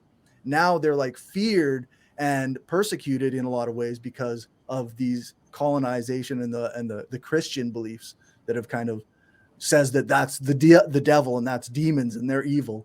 Right. Well, all of these explanations have to fit within what people's knowledge and experience is. One of my favorite stories about that is a former student of mine who was in the Peace Corps in Cameroon. And one of the issues that she was trying to address was the issue of water quality and the fact that they had a high infant mortality rate because children would drink contaminated water and get sick with diarrhea and become dehydrated and die. And so she would go to them and say, the reason why your children are getting sick is because of these tiny invisible animals in the water. And they would just laugh at her and say, yeah, invisible animals in the water, what the hell are you talking about? Our children are getting sick because of those witches on the other side of the river who are casting spells on them. Yeah. And for them, that explanation worked much better than the idea of microorganisms like viruses or bacteria or protozoans or other types of things. And she ultimately was able to get a microscope and put a drop of water under there and let them see that, yes, there were little tiny animals swimming around in the water, but they still couldn't, even though they saw that, they could not make the association between those little tiny animals. How can those make us sick? They're tiny. How are those affecting us at all? How can those little teeny things kill us? Yeah. It just made no sense to them, which is a totally logical way of thinking. And it is kind of crazy to think that, these little animals in the water are making us sick. That requires a whole different kind of conception of illness. And I mentioned in my, the opening part of the syllabus, this issue of a non-biomedical model for disease. If you haven't assimilated or integrated or acculturated yourself to understanding biomedical models of disease, which is that diseases can be caused by microorganisms, diseases can be caused by genetics, diseases can be caused by environmental factors. There are a lot of different things that are sources of disease. But traditionally, diseases are caused by other people. Traditionally, diseases are caused by witches and sorcerers and people who want to do you harm. And that has been a part of our thinking for a really, really long time, to the point where it's very difficult for people to shake that. And in fact, that mode of thinking is still alive in movements like QAnon, who are talking about pedophiles and people who are drinking babies' blood or kind of extracting, what is it called? The adrenochrome. Oh, yes. Yeah. The idea of the extraction of adrenochrome, which is being utilized by what are essentially thought to be sorcerers and witches. I mean, the whole QAnon thing is kind of a mix of the blood libel against Jews and fear of sorcery and witchcraft. That's how I see it. But then you had that fool that just dressed up and thought he was a QAnon shaman. So, well, that's right. And there you go. On January 6th, you get the guy with the big horns, and then they introduce this QAnon shaman idea. And the reality is he was subscribing to these ideas. He wasn't a shaman. It turned out to be a really awful sort of slam against indigenous cultures that have shamans. To claim that this guy who, with his made-up headdress and his stupid beliefs, was somehow a shaman. But that's exactly right. We've got the QAnon shaman right there. Although in that case, he's the shaman rather than, and we don't have him necessarily identifying the witches and the sorcerers and the others. But it's very important to keep in mind that anyone who, and this is a very important concept we can explore as well, anyone who knows the sources of diseases, anyone who's able to diagnose diseases in a traditional way, anyone who's able to identify who is making you sick and how, also has the knowledge to cause those diseases, also has the knowledge to be the maleficent agent. There are two sides to that coin. You can be a white hat shaman or you can be a black hat shaman. And whether you're going to be a healer or a sorcerer is your own choice.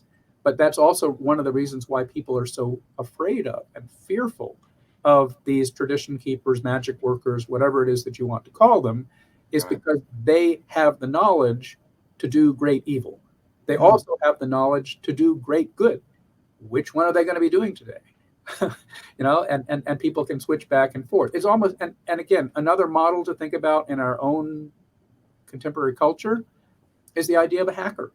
Okay, there are companies that hire white hat hackers to help them with their cybersecurity. Right. But the knowledge to be a white hat hacker also means you have the knowledge to be a black hat hacker, and you can totally destroy somebody's system if you want to. And it becomes quite difficult for companies that are deciding who they're going to hire to help with their security. Is this somebody who's going to walk away with all of the secrets to totally destroy the company and empty out their bank accounts into a secret offshore Swiss account or something like that?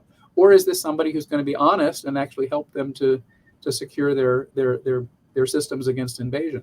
It's a really complicated thing. And people, again, this is my refrain, the universe is an extremely complicated place, and people are extremely complicated individuals. Right. It does violence to reality to simplify it. Well, yeah, on that point of simplifying, the reason why I often, like I was talking before you came on, try to simplify, my beliefs are actually often way more complex. That's like when I try to explain more about shamanism. When I normally explain shamanism, it's really thin. It's just because I'm trying to, unlike, say, I'm not trying to write stuff for archaeology. I hope that people in archaeology like it or are interested in, but I write it for the general public because I'm trying to get them to understand and to learn and a desire to see the reason to learn more stuff. It's sort of my goal. It's inspired them. Well, we've been having a lot of very interesting conversations, but I would like to make the point that it's not only gender that is not non-binary, or gender that is non-binary, but morality is non-binary. There is not absolute good, absolute evil. It's a whole spectrum, and sometimes something can be simultaneously good and evil depending on whose perspective it is. So if we're going to continue arguing as we do that gender is non-binary, it makes it easier for us to accept that in fact morality is non-binary, and the desire to make the world binary is a desire to simplify, when in fact it is much more complex than that. And we have an innate tendency to try to do that. In fact, Claude Lévi-Strauss wrote a lot about what he called binary oppositions, and that it was much easier for humans to understand the world if they could divide it into good and evil, up and down, cooked and raw, all of those concepts. And it is. It's a lot easier to think that way. But in fact, that's not how reality is. That's just not, it's not real. Yeah, I agree. And like I said, when I try to simplify, it's just to make ideas more approachable. But I also do say that this is not all I think, or all, I don't tell people just stop there. I mean, I hope that they go and learn more. Right. Well, and as you saw at the very end of that syllabus description, my methodology is not to teach any dogma or not to persuade anybody of what's true or what's not. I want to equip people with the tools to explore this. And I've long said that there are topics like psychedelics, there are topics like magic, there are topics like shamanism, there are also topics like pseudoarchaeology and pseudoscience that are well worth investigating, and we really should do research on them. But you can't go into it without the basic tools of critical thinking. You really have to be equipped in order to deal with it, just like an electrician is. I mean, you're not going to go deal with the wiring in your home unless you know how to shut the power off. Zapped. unless you've got the right tools. If you don't have the right tools, you have no business going there, because you'll wind up getting electrocuted. Exactly. People are very vulnerable when they don't have the right tools. No, I agree, and that's why I think it's important, interdisciplinary in a sense, working in all kinds of fields of science, because I think it's easy for all kinds of branches of science to be isolated, but really it's a lot better when they all work together. That's what you were explaining even in your syllabus, these different layers that you should understand are connected, are beneficial for understanding shamanism or anything really. I think that's absolutely true. The sad thing is, the other sad truth is that neither you nor I nor anyone else will live long enough to understand all of it. Oh, You know, yeah. there's only a little bit that we can get, and if we can use a portion of our lives to understand a piece of that, that's great. But there are always going to be things that we can't even get close to. I'm not an electrician. I'm not going to train as an electrician. I pay somebody to come into my home and do the electrical work if it needs to be done. But I just don't have time in my life to become a master electrician or a master carpenter or a master mechanic or a physician or any of these other things that I need. That's why we're connected together, is so we can bring somebody in who does know that. And that's why I find it so bizarre that there are so many people who feel that they can learn this stuff off of YouTube and become an expert. There are experts who've studied this for decades, and I don't like to refer to myself as an expert. I'm just using that as a hypothetical. But you can tell. I don't believe there's anything wrong with experts. I mean, you can tell from all these books behind me, and all these other books that are in my office. I've got a lot of stuff here, and students come in and they say, "Oh man, Professor Hoops, have you read all of these books?" And I say, "Well, I read portions of every single one of them. That's why I have them." But it takes time to expose yourself and to accumulate this knowledge. Some of it stays up here, a lot of it doesn't, and that's why we have the internet, so we can Google it and recover it when we need it. But even with the lifetimes that we get of 80 or 90 years, we're never going to come even close to understanding all of it. Yeah, I agree. It infuriates me that there are people like Graham Hancock, who we've talked about, who say, "Oh, these archaeologists say they know everything." That's bullshit. I've never said I know everything. I'm humbled by how much I do not know, and I confront that every single day. But that once again is the reason why I think you're great. And just like I was telling Cory too at the beginning of this, you weren't here, but he had made an error and he said he's feeling anxious that he wishes he could change it. I said, that is such a great attitude for a thinker. You should feel, in the sense, epistemic angst when something is in error, and then wanting to change it. And then, of course, changing it is important too. But I'm just saying that I feel like that is, I like people to think like that. I try to think like that. I try to, in a sense, like the natural sciences, everything is provisional. I have things I believe. Most of the time I just call them speculations, because unless they're super supported, even then sometimes I still call them speculations, just supported speculations. But what I mean is that all this stuff really matters in the final outcome of what I make decisions. And when I see things are like, I had a belief for like 3 or 4 years that because the science was that millet showed up 7,000 years ago in Ukraine and the Balkans over the Black Sea, I thought, oh, well, since China, right, is the origin, in a sense, of the millet, and everywhere in Asia that the millet went, languages started that probably Indo-European could be a branch of this. But then later, another science came out and said, no, all those archaeology were wrong. They're actually, the oldest is 4,000. Well, then I no longer have that belief. And you have to, because there's always new data that's coming up. Right. But I'm just saying is that the epistemic attitude of wanting to be truthful, I realized I can't support that old belief, that old speculation. So I wrote a thing and said, I'm wrong. Unless the evidence changes, I'm wrong. I for many, many, many years, I taught a course called Introduction to Archaeology. And it started off with about 6 weeks of method and theory, and the rest of it was world prehistory, from the first stone tools up to the Bronze Age civilizations. That sounds cool. I used to say about that course is that I felt that every single lecture I was lying. And the reason I felt that way is because it was an introductory course. I had to make it simple. I had to say this or that. I had to test the students on, is it this or that? And in doing that, I was doing violence to reality. I was making things sound much simpler than they actually are. And even then, I had a conversation in my office once with a student who came to me and he said, Professor Hoops, he says, I'm in your introduction to archaeology class, but I'm having a lot of problems.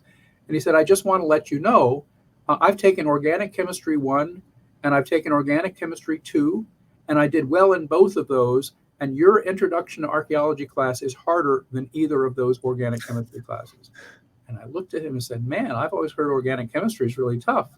And he said, well, here's the problem. He says, in organic chemistry, everything is exactly the way that we learn it in the book. It's either this or it's that, and things are this way and that. He said, and you're always talking about these choices and these variations and these reasons why these radiocarbon dates could be correct or could not be correct, or why we think this happened, but this other thing could also have happened. And he says, you're constantly, nothing seems to be very certain. You're constantly giving 2 or 3 different choices.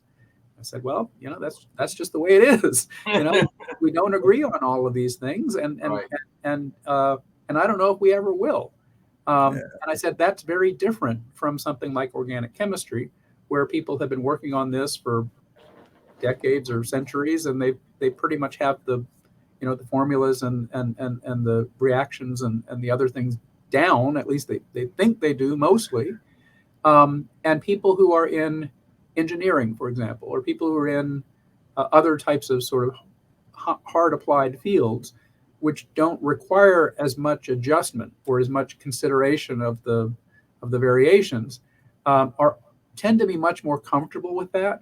Mm-hmm. But I also find, and this is a gross generalization, but and it doesn't apply in some cases I can think about, where some of the most liberal radical people that I know are aerospace engineers, but often engineers tend to feel very, very comfortable with knowing it's always going to be this way. We know exactly how it is. We do it this way, and this is what the result's going to be.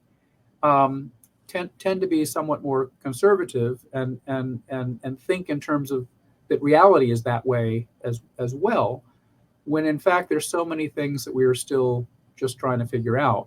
Yeah. And anthropology is one of those things. And actually, someone was once pointed out to me, and I think in terms of this complexity of the phenomena that we're dealing with, that you sort of start with something basic like particle physics. And if you understand physics well enough, then you can move on to chemistry. And if you understand chemistry well enough, you can move on to biology. And then you begin getting into complicated things like sociology and anthropology and psychology, in which all of those other things are important, but the phenomena are just so much more complicated because humans are complicated. We don't work according to basic rules of physics. And this gets back to the issue of genetics. One of the things that we are now learning in genetics is that stuff that we thought was simple is not simple at all. Okay, right. We used to be taught, and probably are still taught in grade school or high school, that eye color is based on certain alleles, certain sets of genes, and that there's a gene for green eyes and a gene for blue eyes, and then people begin talking about, well, there's a gene for being athletic, or a gene for being an alcoholic, or a gene for being a schizophrenic. None of that's right. None of that's true. All of these things are polygenetic. There are something like over 170 different genes that have been identified so far as having something to do with the manifestation of schizophrenia. There's not one gene for schizophrenia. People thought that for a long time, but it ain't true. Yeah. There's not one gene for being a sprinter. There's not one gene for being a musician. It's a whole suite of genes which we have just barely begun to understand. And this is why I think some of these genetic models are, they're interesting provisional models that give us a basis for testing these things, and that's fine. But I think that we're deluding ourselves if we think that you can recognize, the genes for this particular tendency in a particular population, whether they're going to be better at language or better at engineering or better at horse riding or other kinds of things. I just think it's a lot more complicated than that. Well, and then there are some really intriguing things. I was going to mention a book by James McLennan, which I had mentioned to Damien.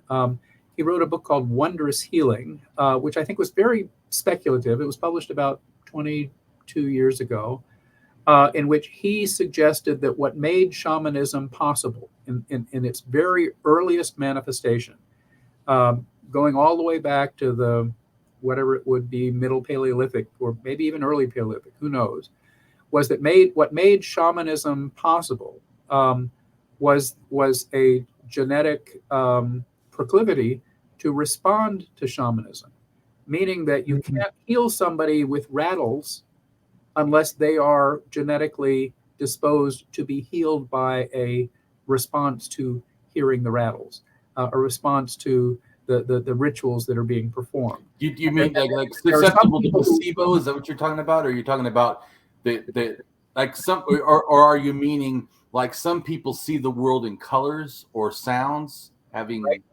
I can't remember if sounds have colors, or I can't remember now, but is that what you mean? Is that some people actually are experiencing something that maybe I'm not experiencing? Yeah, there's some people who have an endocrine, emotional, psychological response to stimuli that other people don't have.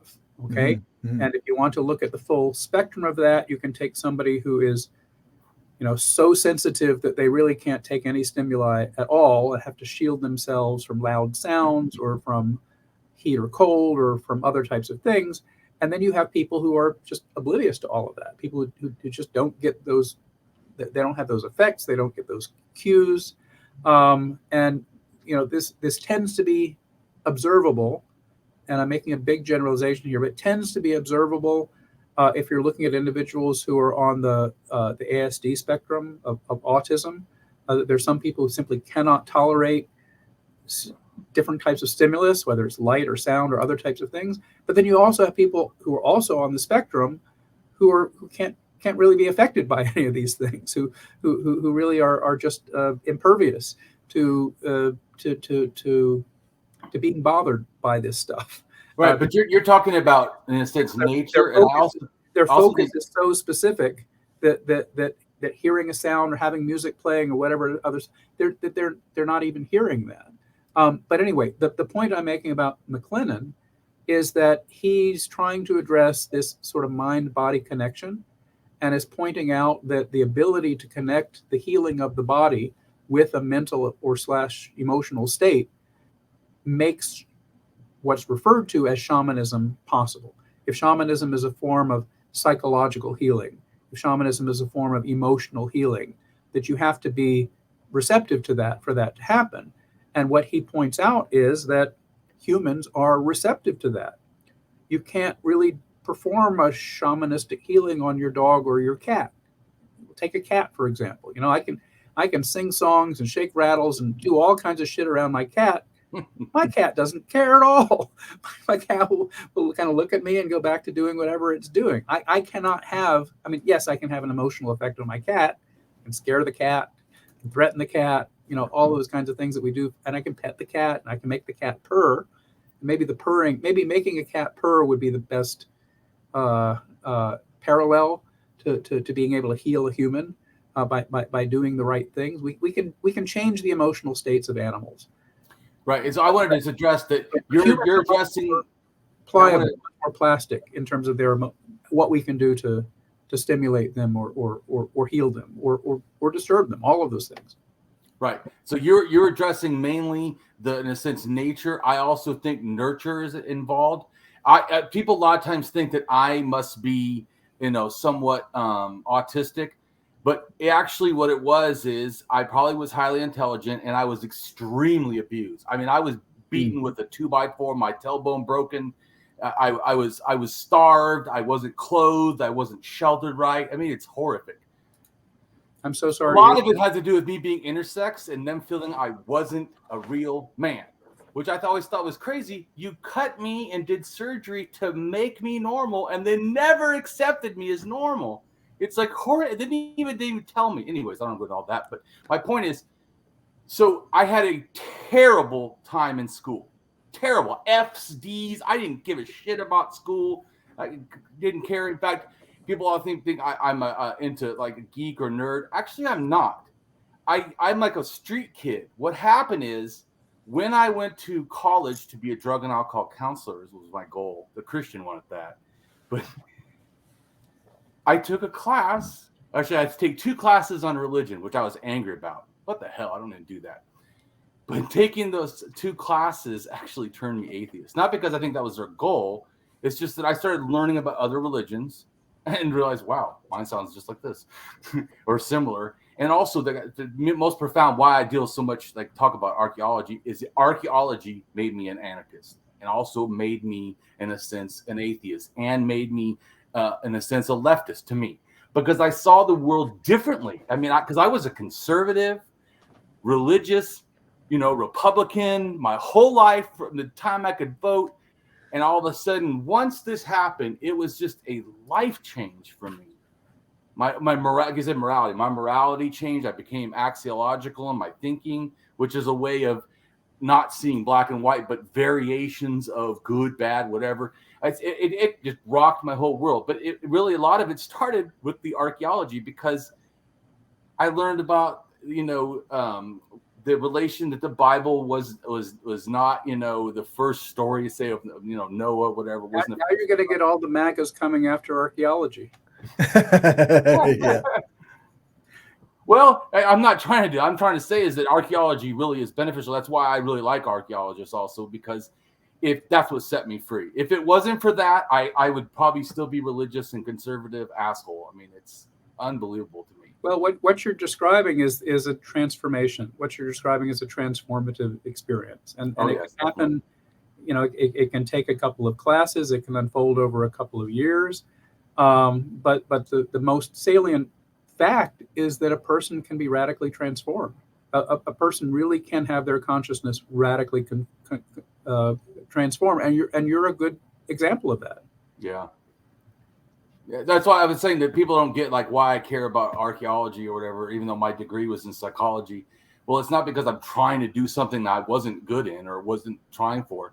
It's just that nothing in my life rocked my everything, my humanity, my everything, than learning archaeological stuff. It just, it changed me. There are a lot of things about archaeology that I find really very appealing.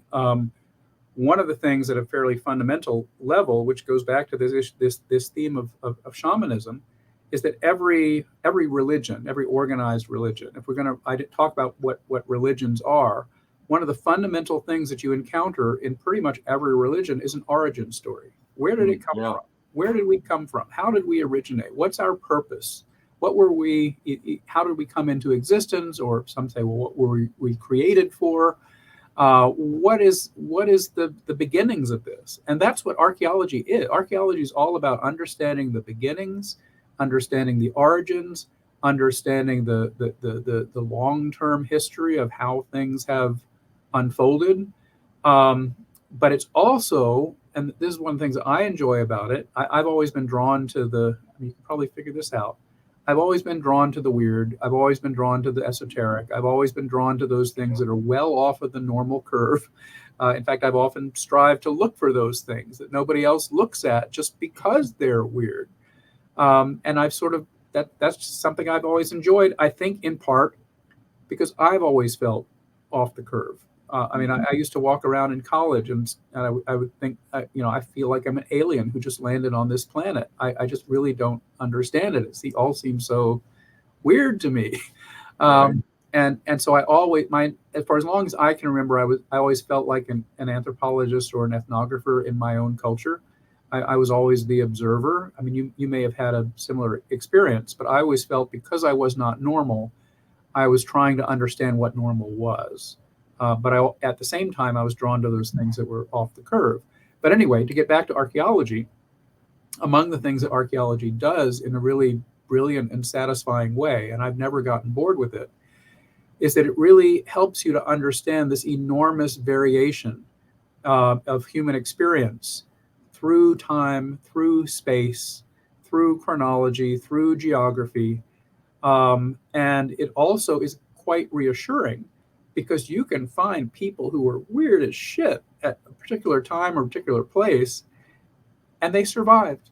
They managed. They in some cases lived for hundreds of years that weird way, and it worked for them. And it really is eye-opening to look at the huge variety of what human experiences have been, and understand that all of those people had babies, had relationships, ate, had sex, slept, woke, went hunting, fished, built things, made things, painted things. All of them were successful human beings in being who they were, in a huge kind of mind-blowing variety of ways. If we ever get stuck thinking that I'm really unhappy with this life, I don't like the way that it is, all you have to do is go to archaeology and find, oh man, people did it in a totally different way. They didn't think any of the things that we think. And one of the things that I point out to students, I teach a course called Archaeological Myths and Realities, which is really a course in critical thinking. And what I do at the very beginning of the course as an exercise is I ask students to write down 5 things that they absolutely know to be true. Okay, just kind of rack their brains and write a list of the things that they know to be true. You know, my parents love me, my girlfriend is faithful, I'm a smart person, I'm a good person. And then I ask them, write down 5 things that you absolutely know for a fact are false. Okay? And then I collect all of these answers, the 5 things that they know to be true and the 5 things that they know to be false. And then I compile them and give them back to the students as a document. And the students' minds are blown because they realize that they're sitting next to somebody in class who absolutely believes to be true something that they absolutely believe is false. Yeah. And there's no belief that we don't have that there aren't a substantial number of people somewhere else on this planet who think we're totally insane, who think that what we think is just doesn't make any sense at all, whether it's, you know, tiny animals in the water that are making us sick, Right. or whether it's the people on the other side of the mountain who are making us sick. You know, that's the variety of human experience. That's the variety of human consciousness. It is not simple. There is not a single truth. I think there is a common reality. Right. But the thing is, that common reality is so incredibly complex that we may never really understand it. And our filters are so, like, we have so many filters between us and reality that. Yeah, sure, exactly. And we've got filters and we've got rules. We've got biases. Things that we, things that we follow. I mean, and among the most basic one is, estoy aquí hablando en inglés y usted tal vez no me entiende cuando hablo en español, pero tenemos un acuerdo que vamos a hablar en inglés. And what I just said is that we've agreed on a common language, so that I'm speaking to you in English. But I could be speaking hundreds of different languages. Our very basic agreement in beginning this podcast is that we're all going to speak a language that each of us understands.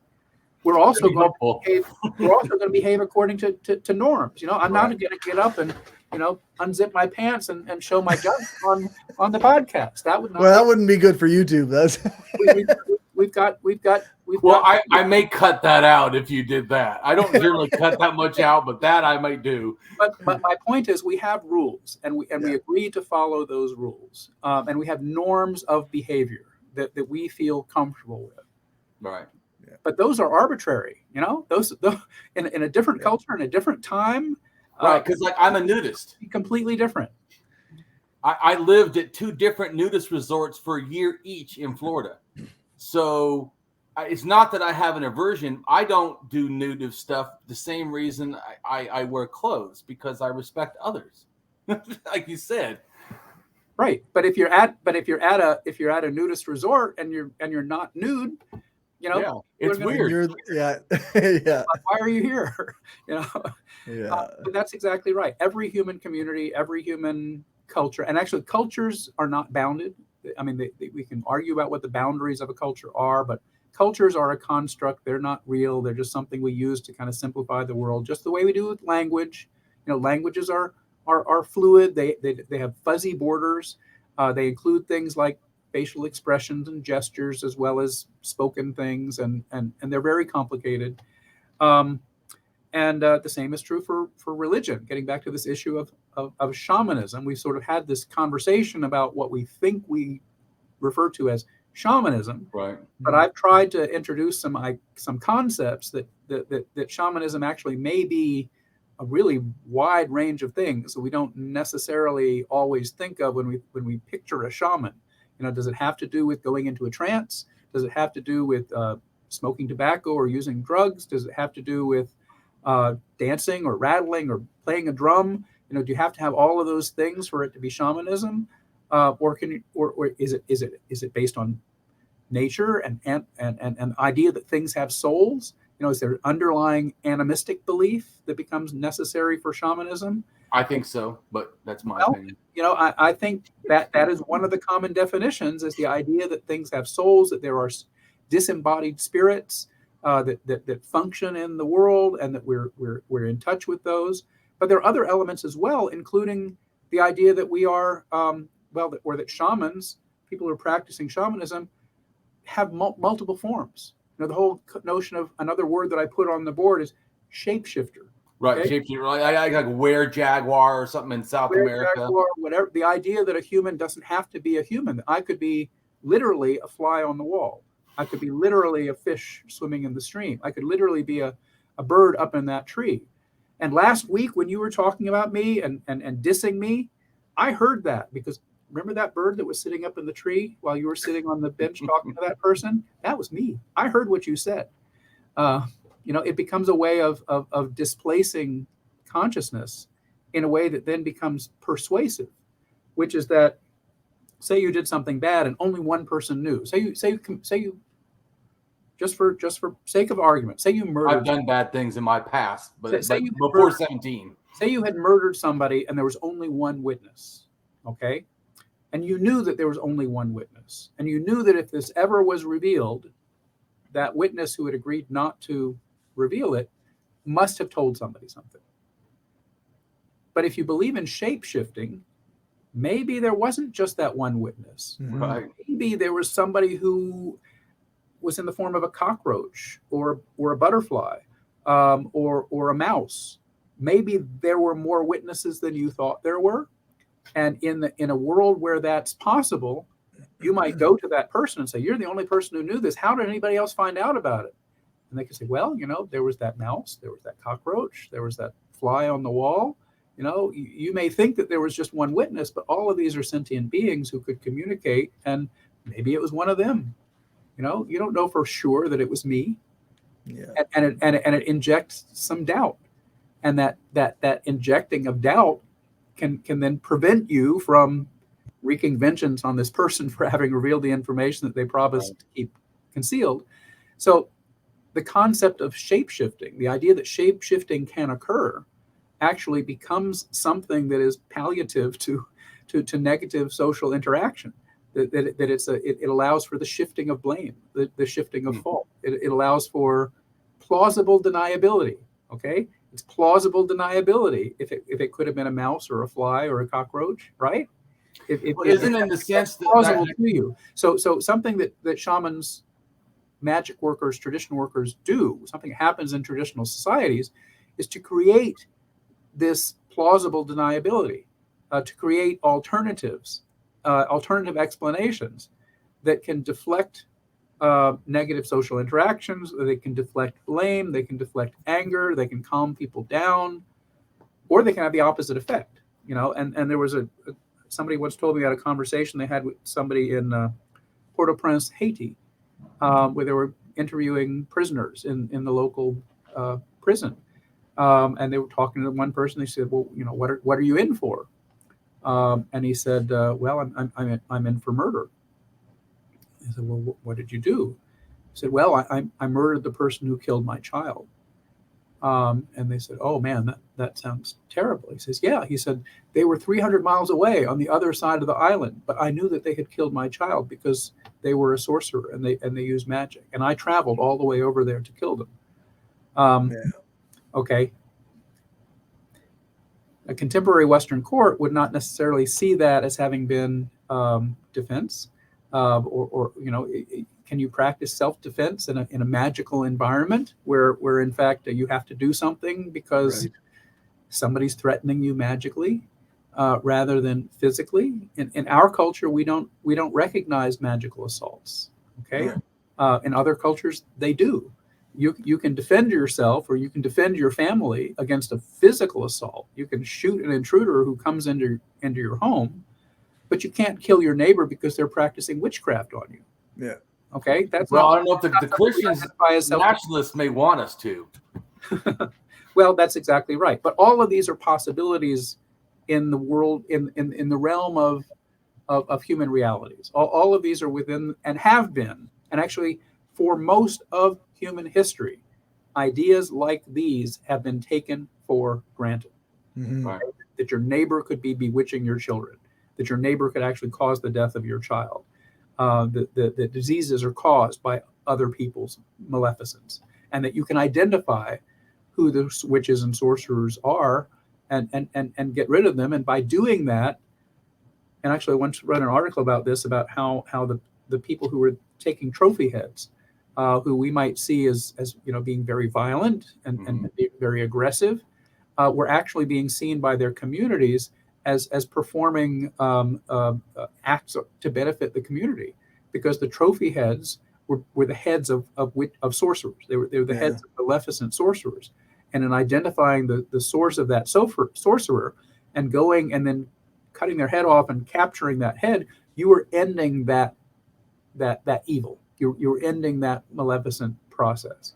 So it was actually seen by the community as healing. It wasn't seen by the community as an act of violent aggression. It was seen as something that needed to be done, is getting rid of that bad person. And that's how homicide can be seen as both good and both bad. Is where it gets it makes me think of another, I can't remember which country in Africa it is in, but there's a community of witches who have been exiled from their homes, and they've conglomerated in this, what it's supposed to be a safe space for people who have been accused of witchcraft or what have you. And because their community thinks that they're bad, right? So they get rid of them, or they would, potentially murder them. So they have to escape to this community for witches or whatever. Right.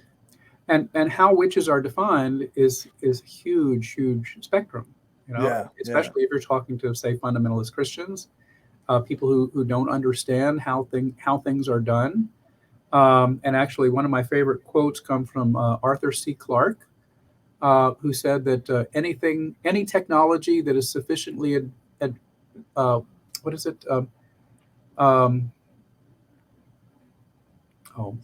think you were right on the great track there. It's any sufficiently advanced technology is indistinguishable from magic. Yeah. Okay. Any sufficiently advanced technology is indistinguishable from magic. This black mirror that I have here, this black mirror, this is a magical device. Okay. This is an amazing thing. And anywhere else in the world where people didn't have smartphones, they would probably identify it as a magical device and might identify it as something that's evil and to be destroyed, and that I'm a evil sorcerer because I can find out all kinds of things that I didn't know looking at my little black mirror. That's important to consider. And it gets back to this idea of what it is that we are calling shamanism. What is it? How can we define this thing that we've agreed to talk about in terms of what it really is? What is the core of? Is there a core of shamanism? And actually, this is something that someone named Michael Harner, whose work you may be familiar with. He wrote a book called The Way of the Shaman. He was the founder of something called the Foundation for Shamanic Studies. I've read article or two from the Foundation for Shamanic Studies. Yes. Right. Well, he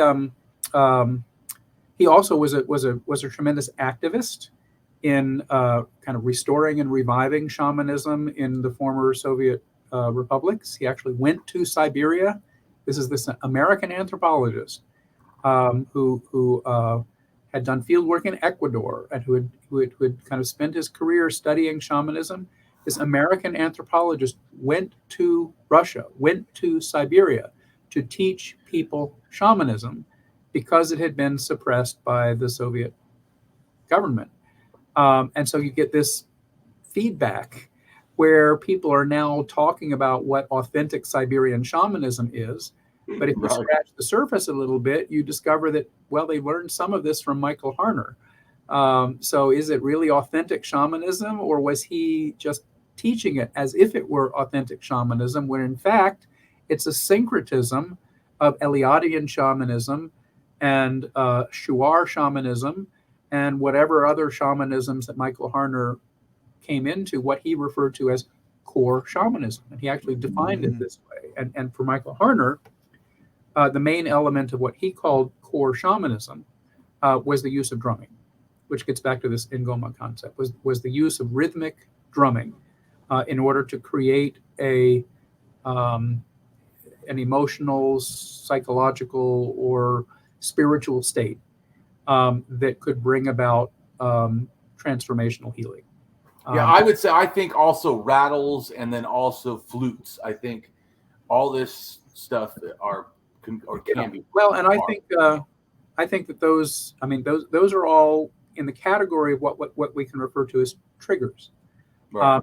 And just reflect upon the circumstance in which, among the first illnesses that anybody has as a child are a fever of some kind. You get some infection, you get a very high fever, and if the fever persists and won't go down, one of your parents will call a doctor, and the doctor will come and treat the fever. And some people's earliest memories are being treated for that fever by a doctor, or going to the doctor when their parents are very worried. I mean, they see and feel the anxiety in their parents. They're not feeling very well themselves. They know that they need to go to a doctor and take something. Okay, we'll put that into a traditional society where in that particular experience, the parents contact the shaman, and the shaman comes and will drum or shake a rattle or blow a flute and do those shaman things. What they are doing in that moment is implanting in that child's consciousness an association between being treated and being healed and those sounds.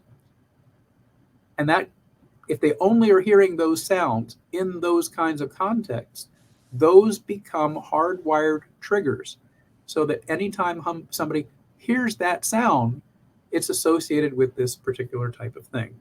And we know all about triggers, and you've done some work with substance abuse and individuals who have addictions and things like that.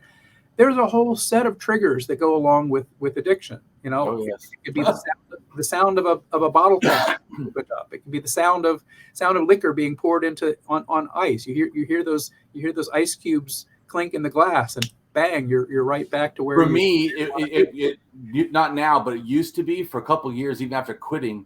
I started smoking crack at 15, and I stopped at 17, smoking crack in California. Right. And I would smell diesel fuel go by, and I would get crack cravings, because it's not exactly the same, but it's this weird kind of a smell or taste. Right. Exactly. And a smell or a sound or something like that, it'll just take you right there instantly. Well, I think that shamanism works on those same kinds of principles. The practice of shamanism, the experience of that, embeds triggers that then are utilized by a practiced shaman who knows that those triggers are there. And it can be ikaros, the kind of songs that people sing during ayahuasca ceremonies. Those also can become triggers, or it can become music. And this varies from culture to culture. But I've always thought it was really very interesting. I experienced this at Burning Man and also at raves and things like that. Is that there's a certain category of music that we in our culture identify as space music.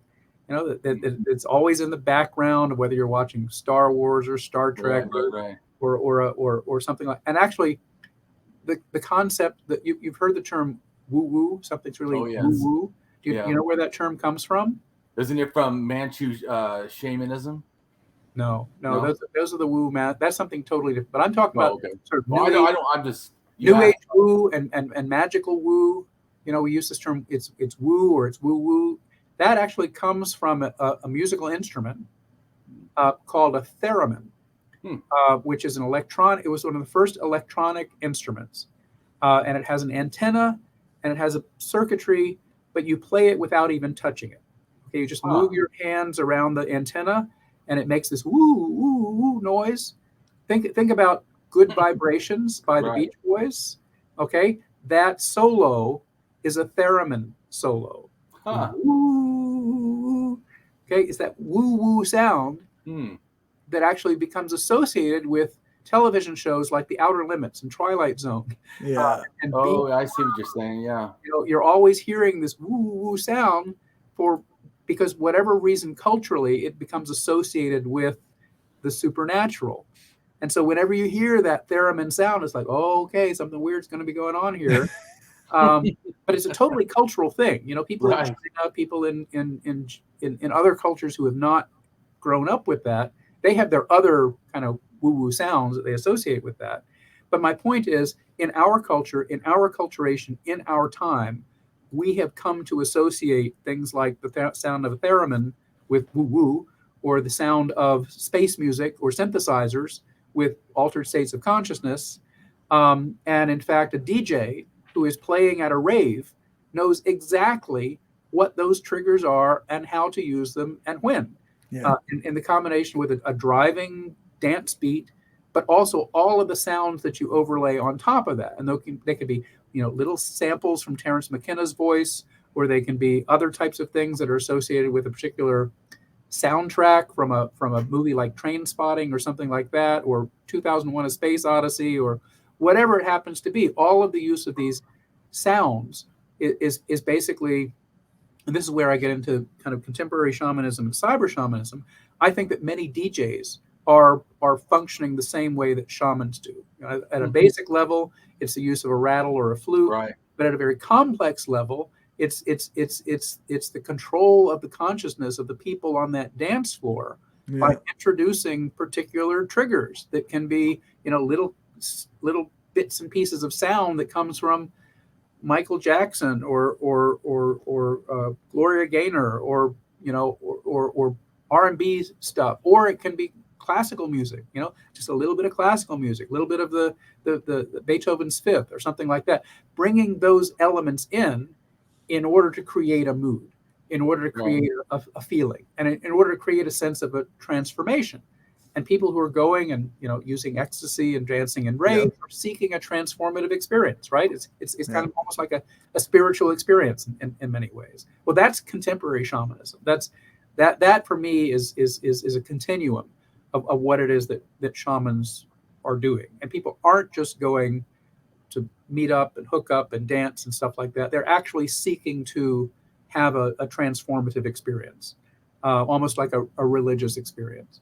And it also happens in churches. Although I have to say, I will be, I have to emphasize my background is such that I don't have always the best associations with white churches and white church music and all that type of stuff. I mean, it's beautiful. I enjoy it, but there's nothing that has ever been so moving to me as going to a service with 500 people at New Psalmist Baptist Church in Baltimore, one of the large black churches, where you hear ecstatic music sung by experienced voices and a moving rhythmic choir. It's for me, it's just one of the most spiritual experiences that I can describe.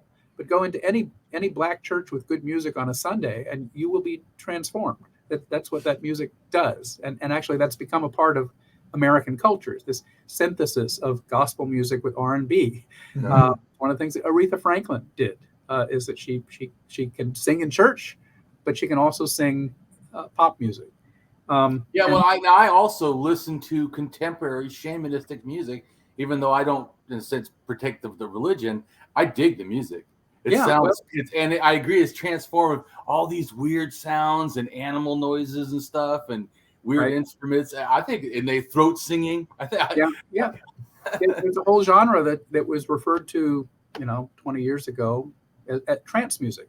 I guess they still use it. But Burning Man was one of the places where you heard a lot of trance music because people were seeking that trance dance transformation. But it's about manipulating these psychological states. And I just want to make a comment at this point. We have been talking for a couple hours now about shamanism. We have not invoked the supernatural yet at all. Our discussion has been entirely based in material experiences, in human physiology, in genetics, in archaeology. We haven't even yet begun talking about whether spirits exist or what spirits are. or anything having to do with any of the supernatural, whether it's angels or demons or God or Satan. You know, and I'm just super appreciative of being able to talk about shamanism without, you know, based in a common reality that the three of us and other people experience, rather than what you would hear if this were a New Age podcast. We would be talking about, and I appreciate it too, because I feel like I'm trying to just talk about real stuff, and then people always assume that I'm like, no, I'm an atheist, dude. I was that person go, why do you post so much religious stuff? I go, because I need to know facts, and I want others to learn facts. Yeah, it's crazy, right?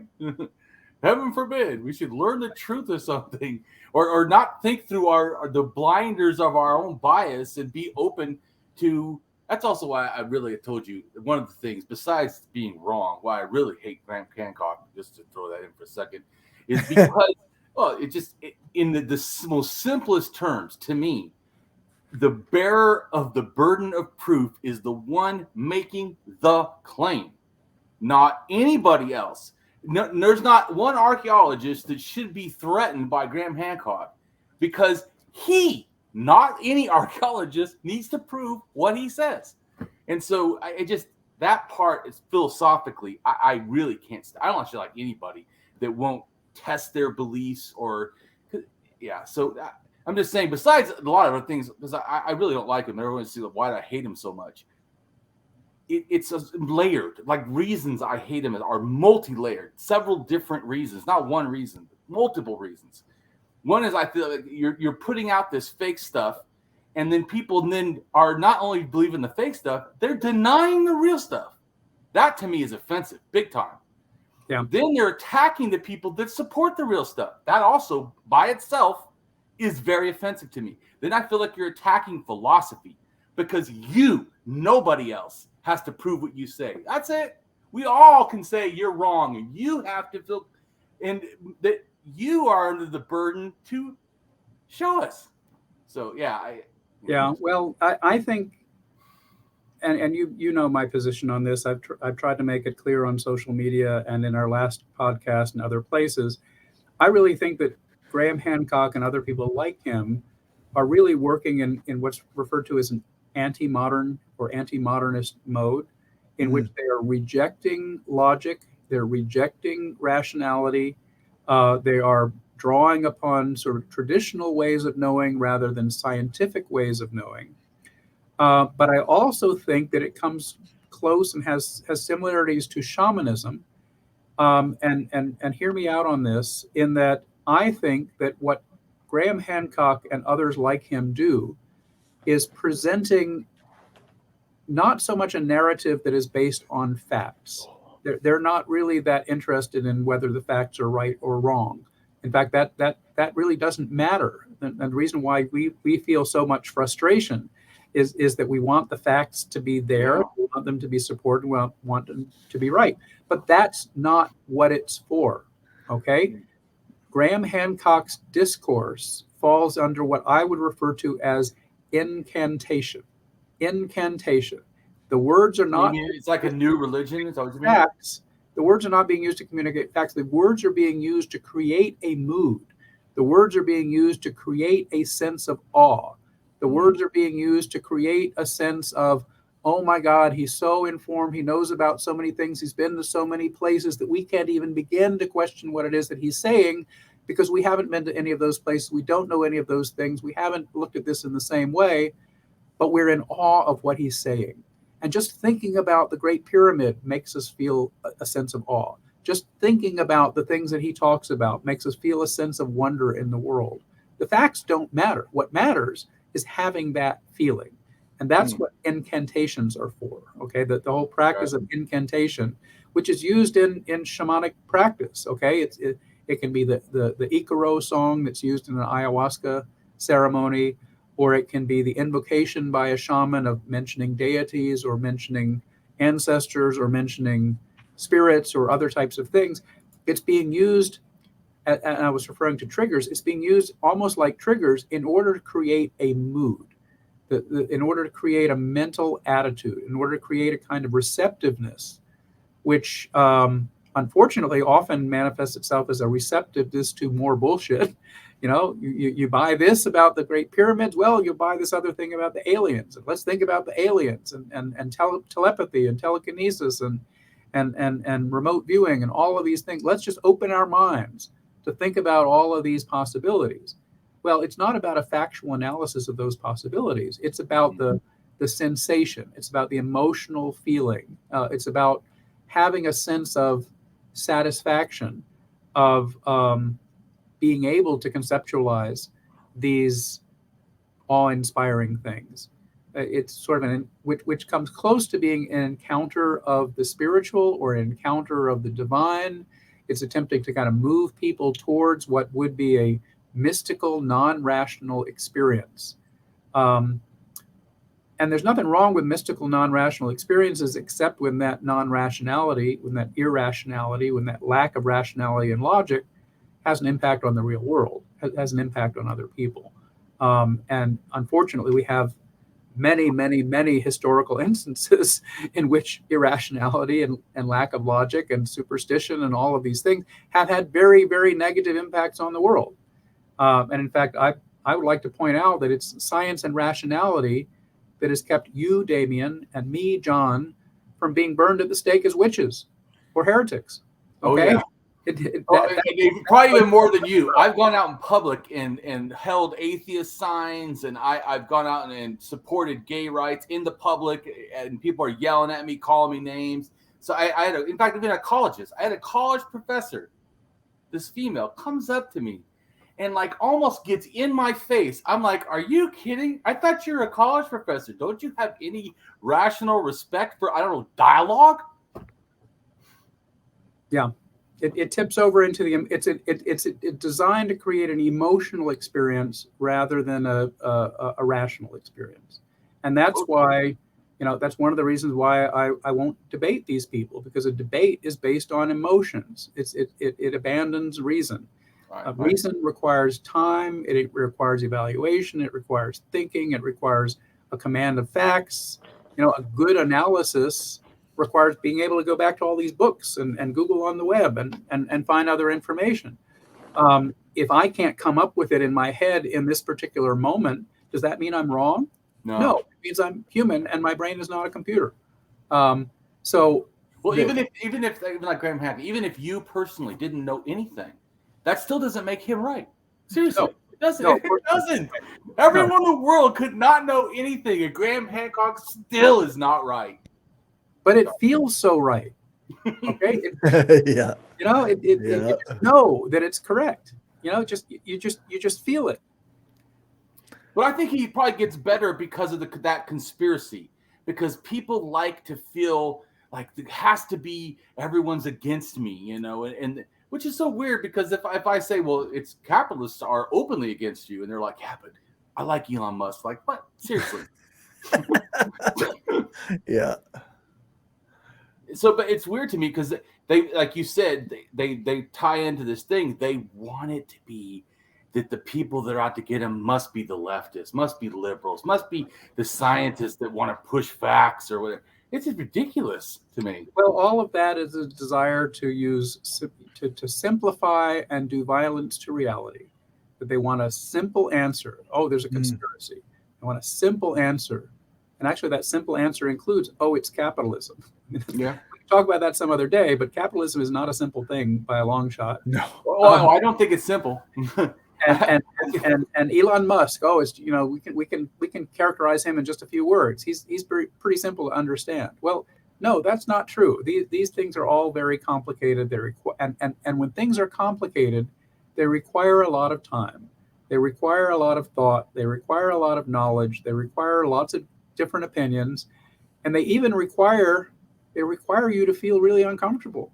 They require you to question some of the things that are your core values. If you want to have a real honest discussion about something, you're going to feel uncomfortable about it. You're going to question what it is that you think. If your discussions are at a level that you're always comfortable with what you're saying, then you're not getting very deep into those subject matters. Yeah, I've said before, I feel like the truth is best championed in the sunlight of challenge. Yeah. So I that's why I do think it's also very important with Graham Hancock's stuff. You have showed me more than he shows. It's like he shows like just the highlights that he thinks are the beautiful parts. You expose all this other stuff, and it's like, wow. Well, and here's another difference. The reason why he does it the way that he does it is he wants to sell you shit. Okay, I'm not selling you one damn thing. You're not paying me to talk here. I don't have a book to sell. We're not going to wrap this podcast up with, if you want to buy Professor Hoop's book for $39.95, here it is at Amazon.com. I'm not selling anything. I'm just having a conversation. Whereas the grifters and the con men and the charlatans and whatever, they want to sell you shit that you don't need. They want you to buy a book. They want you to buy a tour. They want you to buy a workshop. They want you to pay a ticket to come hear them speak. They want your money. And they're not going to tell you what you need to know right up front, because they need to string it out. Yeah. Okay? They need to, they'll tell you the 9 steps, but they won't tell you the 10th, because you have to buy the next book to find out what the 10th is. Yeah. You buy and you know what the 10th is? The 10th is, there are 20 steps. Okay, so there's yeah, that's right. So buy my next book too. Yeah. It's that God's kind messenger says, pay God's messenger. and as we know, this is also how churches and other religious institutions function. Is at some point someone's going to pass the basket. At some point someone's going to pass the plate. I'm not here. I don't know why I do what I do. I'm not here saying, go support my Patreon. Okay, I have a Patreon. Please go subscribe. I'm not. What was the one that Elon Musk was? But I want to say, if you did, you should subscribe to John's Patreon, because I don't think it is outside the bounds that people that are producing quality and real stuff should be supported. I don't have a Patreon currently. I had one before, but once I stopped activism, because I used to be very active. In fact, that's why I got kicked off of Facebook, kicked off of LinkedIn, and kicked off of Instagram. I thought, holy shit, I better calm down before I open up. Nobody lets me talk. Right. So. Yeah. Well, but I don't have a Substack. I don't have a GoFundMe. I don't have a list of books that you can buy to support me. And in fact, here's something. Of all of the books that I've published, I don't get royalties on any of them. You can buy my books. Right? Yeah, I don't get royalties. Let's talk about capitalism. Yeah, well, that's not how academia works. And most of what I seriously, you don't get paid nothing. That's disgusting. No. Well, I think I might have gotten some $50 checks for something long ago, but most academic authors, most professors who write books, unless they're writing a textbook or a trade book, we don't see anything come back from that. It's a totally different world from trade book publishing. It's a completely different world. Well, it's wrong. I think if you work, you should get paid, unless you're doing it as in a sense, a public service, which is what I feel I do. That's why I don't try to get money, because I feel like because I want people that are poor to be able to read every single blog I have, whether I have no paywalls of any kind, because I care about people that don't have any money. For me personally, I mean, right. Well, and I'm being honest here. I'm not even recruiting people to come take court to enroll at the University of Kansas. If people want to do that, that's great. But I'm not here to sell the University of Kansas. I'm not here to sell my courses. I haven't said anything along those lines, have I? Have I said no? But I still think that you are doing good courses, and I would say and they should go. When you're talking about them, I'm inspired to think, man, even though it's too much work for me, but they sound interesting to me. I would take those if I had time and money, like Graham Hancock. I would go take those. Well, if people want my knowledge, if people want what it is I have to share, all I have to do is ask for it, just like you did. Right. And as you know, I'm out there on social media, and actually I decided long ago that I made a tiny stab at blogging, but I just didn't get the response that I thought I was going to get, and I was kind of disappointed right away. I specialize in microblogging, a sentence or two at a time, sharing a link, I'm on there a lot on Twitter and on Facebook, but microblogging for me has been the way to go, in part because I can do it throughout my day. I can do it, as I'm waking up in the morning. I can do it as I'm falling asleep at night. I can do it while I'm eating my lunch. I can do it while I'm in the bathroom, and I can't tell you how many of my tweets are sent while I'm sitting on the can, but yeah, that happens too. But I'm able to fit the microblogging into my daily schedule better, which I've always felt makes a bit more sense than sitting down and blogging once a week or a couple of times a week. Plus, I'm happy to promote the blogs of other people. I mean, your blog, Damien, is great. There are also people like Jason Colavito, who you see I'm always pushing because he does an amazing blog, jasoncolavito.com. Jason's blog is I've shared some of his stuff. I like a lot of his stuff too. And there are other people out there who I'm happy to promote and really would like to see more of that. But being off the curve as I am, I really never expect the people who are in the middle of the curve. I never expect that normal people, and some people are going to be as attracted to this stuff as I am. You know, I'm weird. I'm interested in weird things. I'm totally happy to be over on one side of the curve, and it doesn't make me feel bad that normal people aren't interested in this or don't want to buy it or Well, I feel the same way. When I'm about, I'm a strong atheist. I know many famous atheists. I've talked to them. I've been going to conventions and all kinds of stuff. And for a while, I was trying to force myself into it, but I realized for some reason, they like science, but not archaeology. Not that they hate it or something. They just think like, oh, that's not as important. Right. Or they think, I already know religion. I know Christianity. I read the Bible. I'm like, yeah, that's not enough. Right. So what I did is I realized that I should just, for me, like you're talking about blogging, I realized I should just do what I feel is right and what I want to get out. And then whoever can benefited by that is benefited by that. So because I ended up like on LinkedIn, I think half the people that follow me were religious and not atheists. And I thought, wow, okay. All right. Right.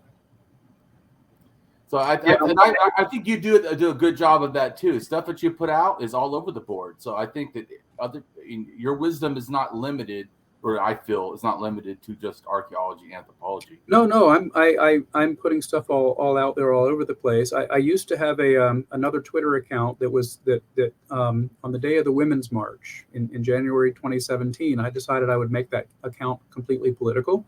It eventually had over 30,000 followers. But it got terminated because I was mocking Elon Musk around the time of Election Day in November, and this 30,000 follower account got suspended. So I've been there. I've actually had I've had a Facebook account suspended as well, 16-year Facebook account that was suspended for completely wrong reasons. They were confusing anti-hate speech with hate speech, and that's what happened to me. I couldn't tell the difference. Yeah, they're like saying I did hate speech. I go, well, I said that the comment I said that got me removed for permanently was I said when Trump was in, I have, just so people know, I have family who lives in Mexico. I have, in like 3 different sides of my family are Hispanic, in a sense. So when Trump said that the Mexicans are rapists and stuff, from then on, I freaking hate that dude. I mean, and so what I said was Hispanics voting Trump to me is like Jews wanting to vote for Hitler when he was, around. It's insane to me. And that was enough for Facebook to permanently ban me. And I had like 4 or 5 groups. My page had 10,000 followers. My group had 100,000 followers, almost. I think 80,000 maybe is better. But my page, my axiological page. All these and then they started even after I was off. Then I had people that were working with me still running them. They took all my stuff off. They said everything that's there has to be removed because I had too much controversial stuff. It was just ridiculous. And then another thing too that really pissed me off about Facebook, they said to me, I am being held to a higher standard because I'm an influencer. First time anyone told me I was an influencer, I was like, what kind of cool? I'm an influencer? And shit that you're telling me that I'm held to a different standard? What the hell? I never heard anything like that, but I used to get flagged by Facebook, put in Facebook jail, because I remember I was posting something about COVID and the experience that the Italians had and what they'd learned, and I used the phrase "Americans are stupid," and that immediately got flagged by Facebook, and I was suspended for 3 days. Seriously, that's ridiculous. Yeah, I also got suspended twice for posting the album cover of Led Zeppelin's "Houses of the Holy."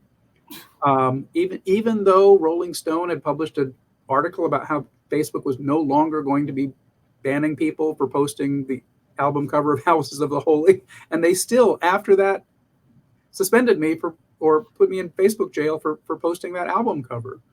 I also once I posted a Wikipedia link to a book by anthropologist Desmond Morris, to a book that was called The Naked Ape, and the original cover of that book showed the backsides of an adult man, an adult woman, and a prepubescent female child.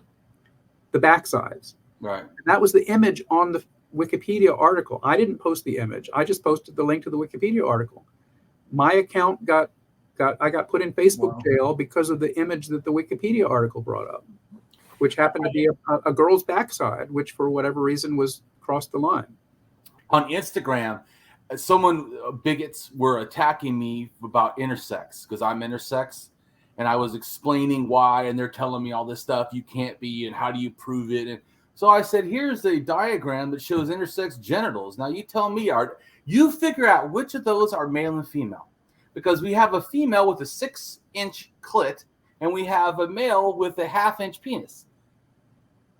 You tell me which one, where does it become? This binary crap is bullshit. Anyways, Instagram said that I was showing pornography. This was like, by the way, it wasn't pornography. It was a medical thing, like a medical diagram, you know. I was like, ridiculous. And then every time I post anything that says intersex on Twitter, they put a warning on it. Ridiculous. Really? I said, this is my gender. What are you doing? Yeah, I haven't gotten suspended by Twitter for a while, but as you know, I've been posting about these things, and in part of the reason I was posting about them, if you've been reading my Twitter feed, is because my dad was involved in these surgeries in the 1960s. Oh, really? My father was the head of the surgical team at Johns Hopkins that did the first transgender operations in the United States. And you know, he was on the front of the New York Times in 1966, and I was 8 years old. And at 8, you don't know about the world.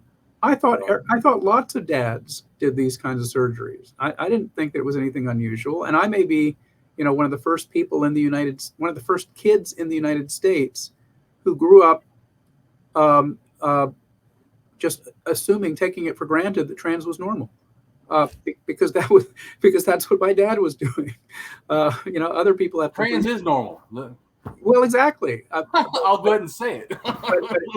but it's not something that normal people were thinking, and I didn't grow up as a normal kid in a normal family. I sort of thought maybe that I did, but I've learned over time that wasn't even close to being the case. My family is about as far from normal as you could possibly imagine. And it sounds like your background was not very normal either. My background, think of cultist Christians. That is my background. In fact, even the church they went to, the local church is what it's called, or Witness Stream or Living Stream Ministries or something. Some people have labeled them in like a book as a cult. They sued that person. So now I don't say that I know they're a cult. I say I feel they are. Yeah. Right. But I'm just saying the closest to understand is it's a lot like Jehovah's Witness. We didn't celebrate anything because they're taking away glory from God. No birthdays, no holidays, no get-togethers or anything. No sports, no nothing. No about Christmas. Did you celebrate Christmas at all? We didn't. I'll tell you about Christmas. My mom, I was maybe 6.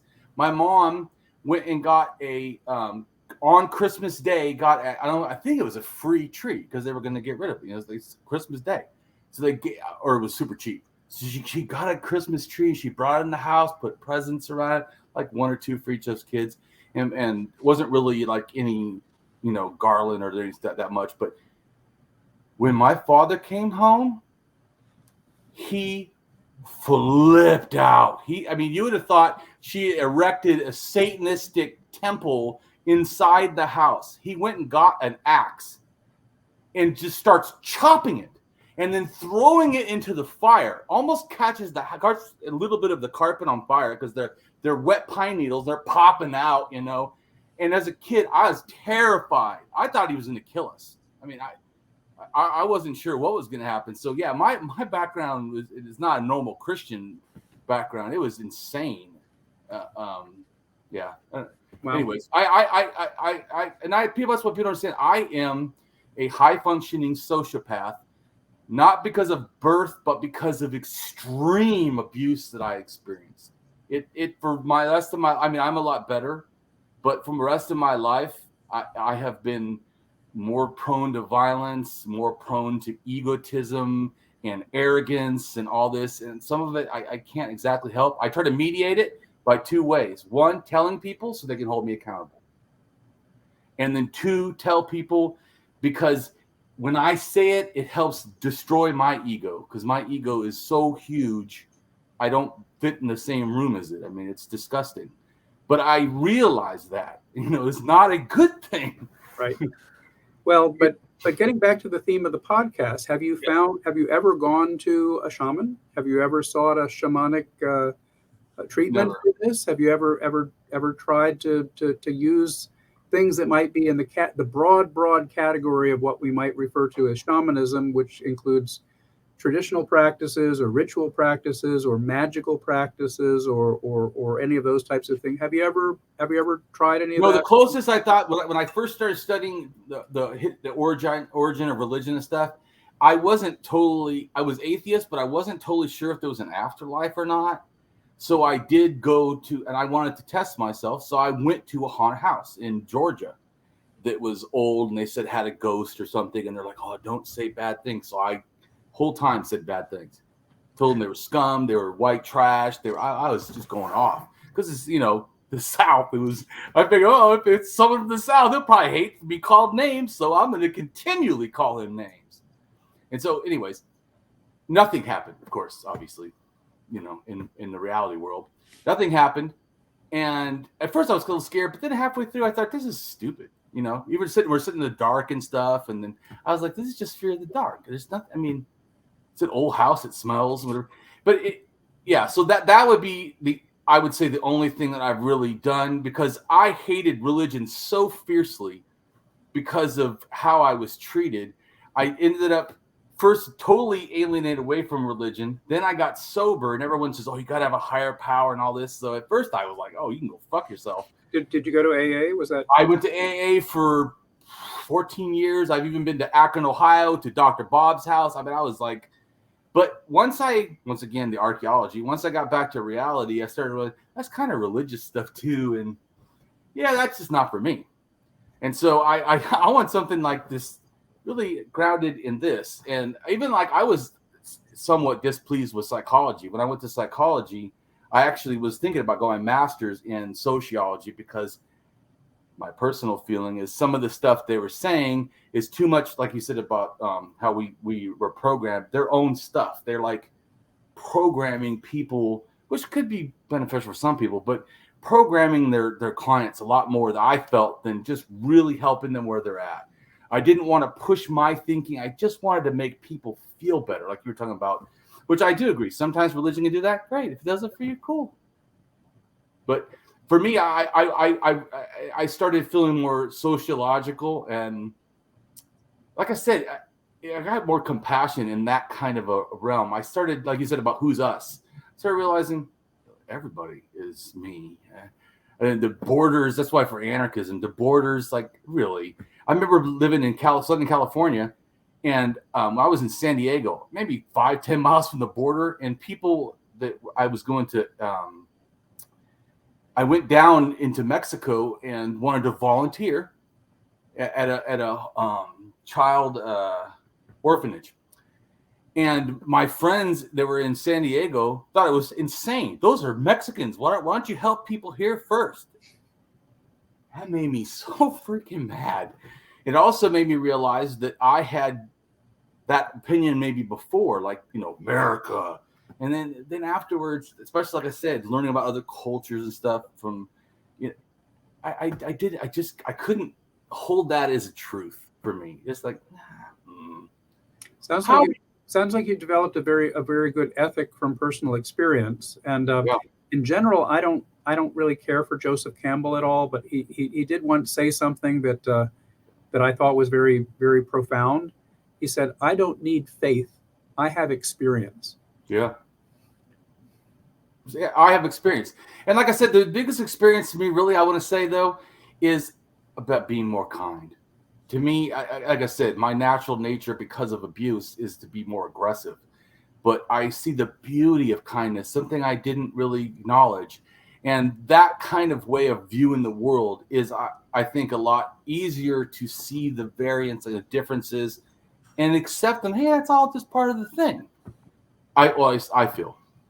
And in that, we're talking about shamans and how they use triggers. Are you able to recognize triggers and then kind of avoid them, or has that been a part of? Yeah, I cannot watch horror movies where people are tortured and killed. That's super not healthy for me. I either feel one of two things: running and scared, or more violent, and either of those is just not good. And ones that glorify violence are not really good for me either.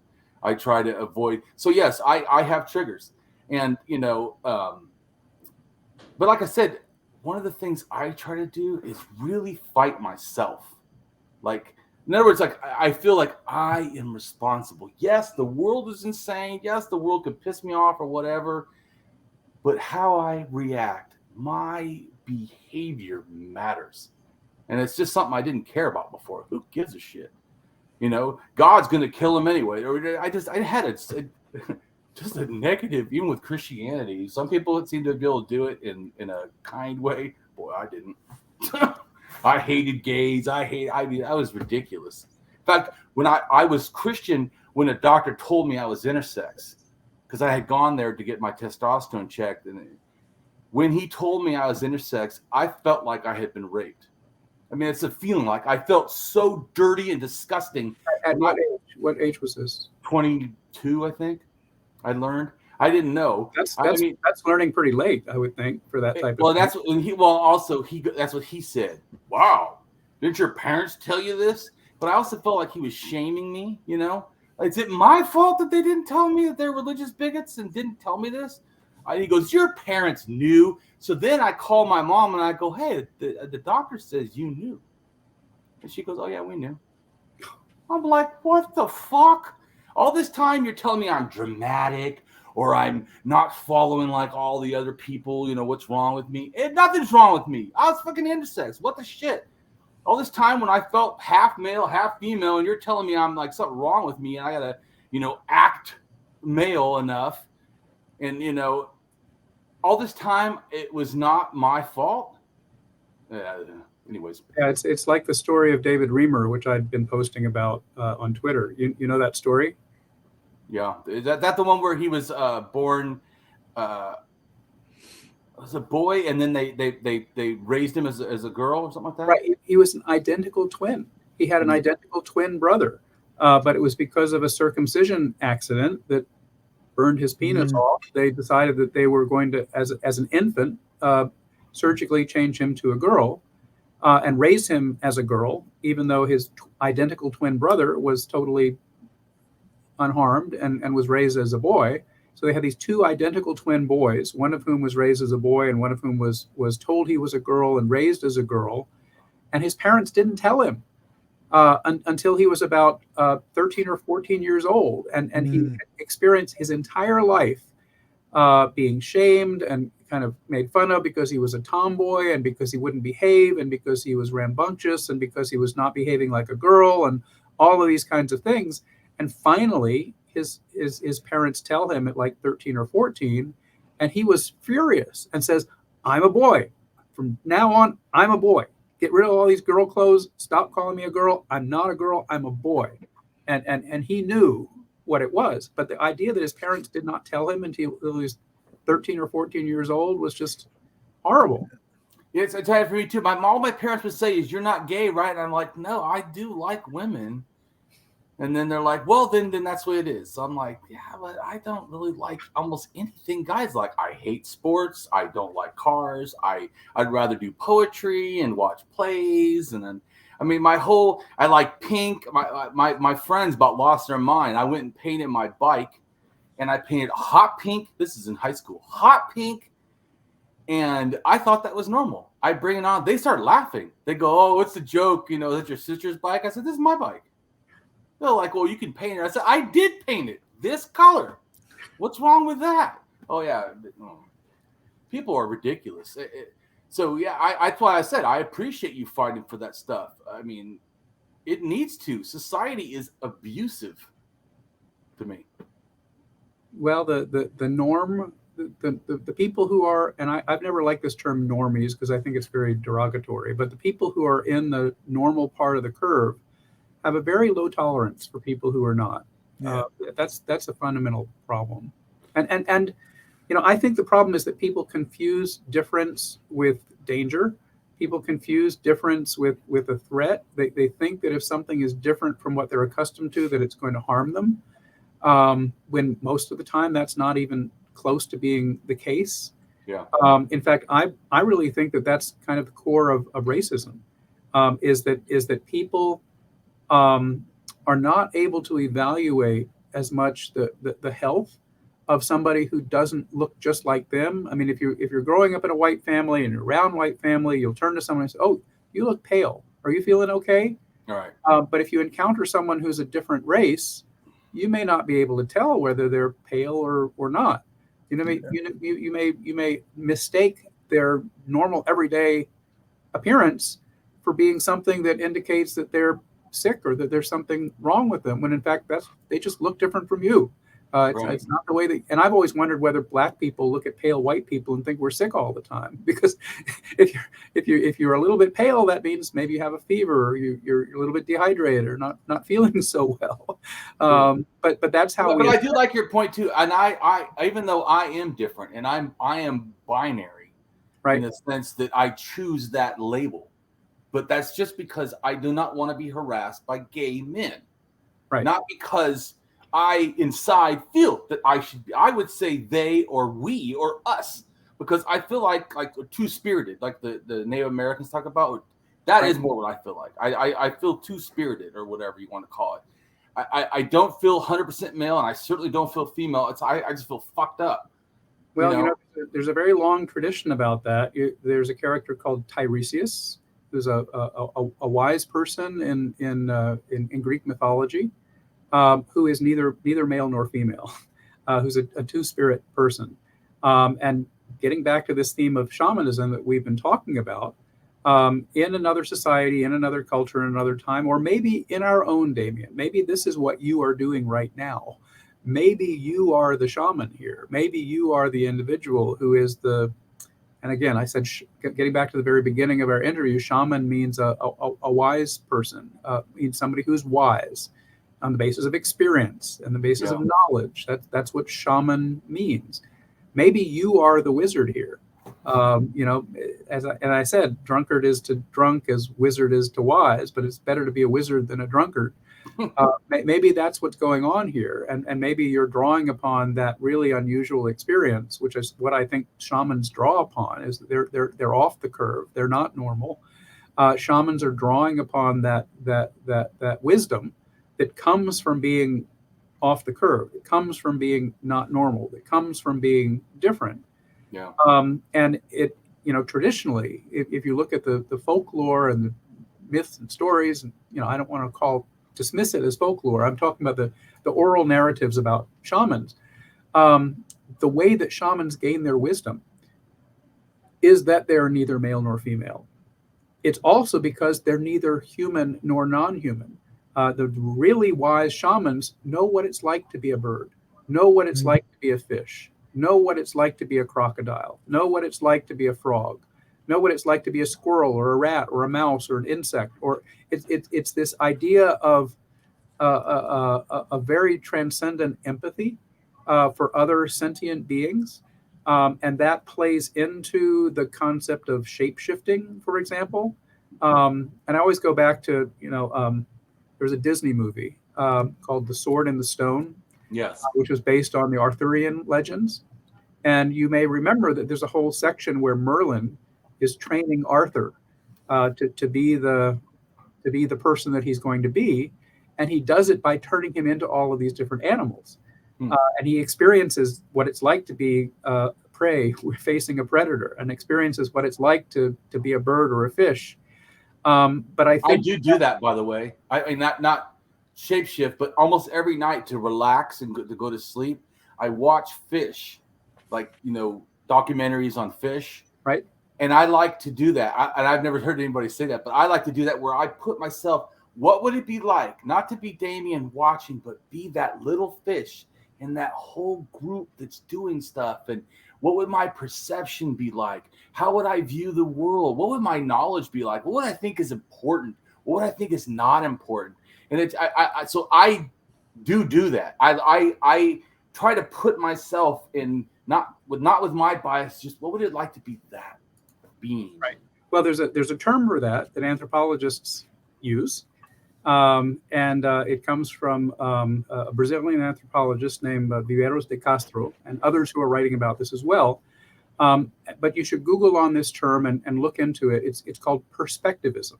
The idea of perspectivism, that reality depends upon what your perspective is. And that perspective varies depending on sentient beings, depending on the culture you were raised in, Right. depending on what your gender is or your training is or anything else. But the example is that, if I were a jaguar, I wouldn't care whether you're intersex, male or female. You're lunch. Okay, if I'm a jaguar, Right, exactly. what I do is lunch. Okay, that's the perspective of a jaguar.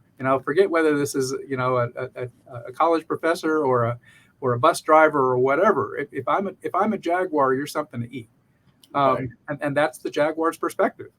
And that's a different perspective. It doesn't mean that that's not the reality. Yeah, each of us could be lunch for a jaguar. Yeah. That's the reality. And it doesn't necessarily mean that jaguar is sort of less perceptive or less understanding than we are. That jaguar may not know about bacteria and galaxies and the Trump presidency or anything else. The jaguar may He's be better off not knowing about Trump. totally oblivious to that, but the jaguar knows about a lot of things that we don't know about. Okay, Right. From the Oh, jaguar's yes, definitely. there's and that's actually one of the things that South American shamans value, is being able to think like a jaguar. What does the jaguar know that most other human beings don't know? What is our relationship to darkness? What's our relationship to water? What's our relationship to other kinds of animals? What's our relationship to a snake? And then put yourself into the mind of the snake. What does it feel to be like a snake? Right. What does an existence feel like if you don't have any arms or legs? Okay, I and agree. you're like that your whole life, and you're living in the forest. How are you going to perceive the world as a snake with a snake's body that sheds its skin? How do you think that way? And this is where the real shape shifting comes in. It's not necessarily a physical shape shifting, because from a Western scientific perspective, we know that doesn't actually happen. Right. I can't turn into a snake, much as I would like to. I just don't think I ever can do that. But from a metaphorical perspective, from a psychological perspective, from an empathetic perspective, if I pay enough attention and if I think about it really, really hard, I can begin to understand how a snake experiences reality. And that's a very useful exercise. It's also helpful. I need to go tend to my dog to realize how my dog experiences reality, how my dog reacts to sounds and temperatures, how my dog reacts to treats. My dog, she understands what mealtime is, but she's constantly looking for treats. And so it helps me to understand what a treat means to her, and what it means to get a treat, and how that affects our relationship. But anyway, not to belabor this point, No, I appreciate it. That's I think part of the core of shamanism is this embrace of variety and variation of realities, and embracing sort of an all-encompassing empathy for all beings in the world, which includes, and here we've just been talking about animals, snakes and dogs and jaguars, but it also includes, what does it feel like to be a rock? What does it feel like to be a lump of coal? What does it feel like to be a tree? What does it feel like to be water? What does it feel like to be a star? All of these things are worth thinking about. And it's something that I think what we might refer to as a shamanic consciousness is one in which we actually are engaged in those exercises. And the reason why it's important to understand all of those different types of things is that the core function, the core purpose, the core reason for existing of a shaman is to diagnose and cure illnesses, to figure out what it is that's making people sick or and actually something we haven't gotten into is the different levels of shamanism. Someone can be a doctor or a shaman who treats you individually, who diagnoses your illness. But the bigger shaman, the more powerful shaman, is the one who diagnoses the illnesses of a community. Okay, the illnesses of a people. Right. What is the illness of the United States right now? And what is the source of that illness? And how can cultivating universal empathy help us to understand the source of that illness and figure out how best to treat it? Okay? Racism, sexism, homophobia, transphobia, religious bigotry. There's multiple illnesses going on right now. That's exactly right. But that's for me, that's what the shaman is for, is right. For identifying the illnesses, identifying the sources of those illnesses, and doing it in such a way that you can address them. And in order to understand all of those, you have to know what it feels like to be a Republican. You have to know what it feels like. I do. I used to be one. You have to know what it feels like to be a fundamentalist Christian. I was one. Well, exactly. But you also need to know what it feels like to be a trans person. You need to know. I don't know that. You need to know what it feels like to be a child who has just lost all of your friends in a mass shooting. Okay. I don't know that either. You can put yourself into that situation and know how that person feels. Then you will realize why it's so important to ban assault weapons. Then you will get understanding. I do have understanding of losing a friend. I had a friend that I worked with, and him and two other friends from the job went in Santa Ana and flicked someone off while driving and got killed. Man. The guy pulled out a gun and blew the guy's head off. That's horrible. So, I mean, it didn't come back to work. It was like, what's his name? Oh, he got killed last night. What? And then what do you kill for? Oh, he flicked someone off because they cut him off driving, and then the guy killed him. Like, wow, that's insane. Well, that's the result of a very serious illness. Let's figure out what the source of that illness is and treat it. Yeah, I agree. But I don't think that they really care. They don't care. And what they keep trying to do, it was so funny that's the lack of empathy. That's the lack of realizing the person behind the wheel of that other car is a human being just like you. Yes. It's crazy. But I think that it's important what you're doing, even when it's just the archaeology, because like I said, what got me into starting to see the world through more empathetic eyes was grasping how, in a sense, complex and large and beyond my little, world was. So I feel like it's important. Archaeology, I don't feel is like limited to just some cool facts. I think it actually changes shows you the whole realm of possibilities. It exposes you to the entire realm of human experiences. Yeah. So I really appreciate it, and thank you for coming on. And it's my pleasure, just like last time. And I'd love to come back. Thank you so much for having me. I appreciate it. And I'm going to add this to my blog called African Back Migrations and the Origins of Shamanism and its Spreading. I'm also going to add actually 4 videos total.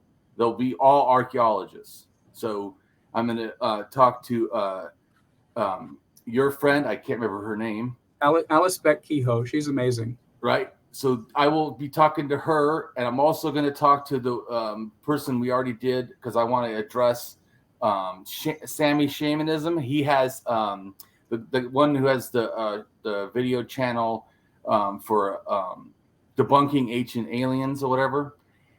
He has family that are the Sammy, so I gave him all these really complicated questions about Sammy Shamanism, and I want to see what they have to say.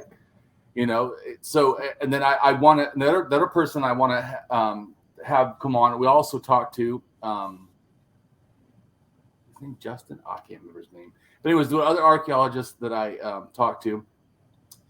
He's going to relate us North American shamanism and also the mound cultures, because I think that stuff's cool. So Nice. But I'm going to add all that actually to the African, migration blog, because I really want it to be extensive, in relation to addressing shamanism. That's great. So, well, Cory, it's been nice talking with you also. Yep. Sorry, I kind of drifted off there the last hour or so. Right. So, Cory, real quick, tell us about your stuff so people can know. Yeah, I do interviews, and I do a podcast, Read Reviews, with my friend Justin, where we talk about books of various kinds, usually focusing on leftist theory and history. Yeah.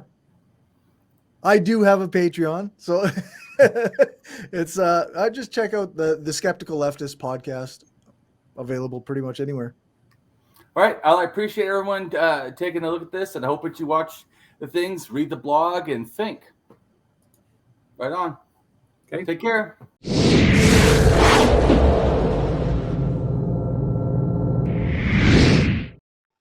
Hello, and welcome to my channel.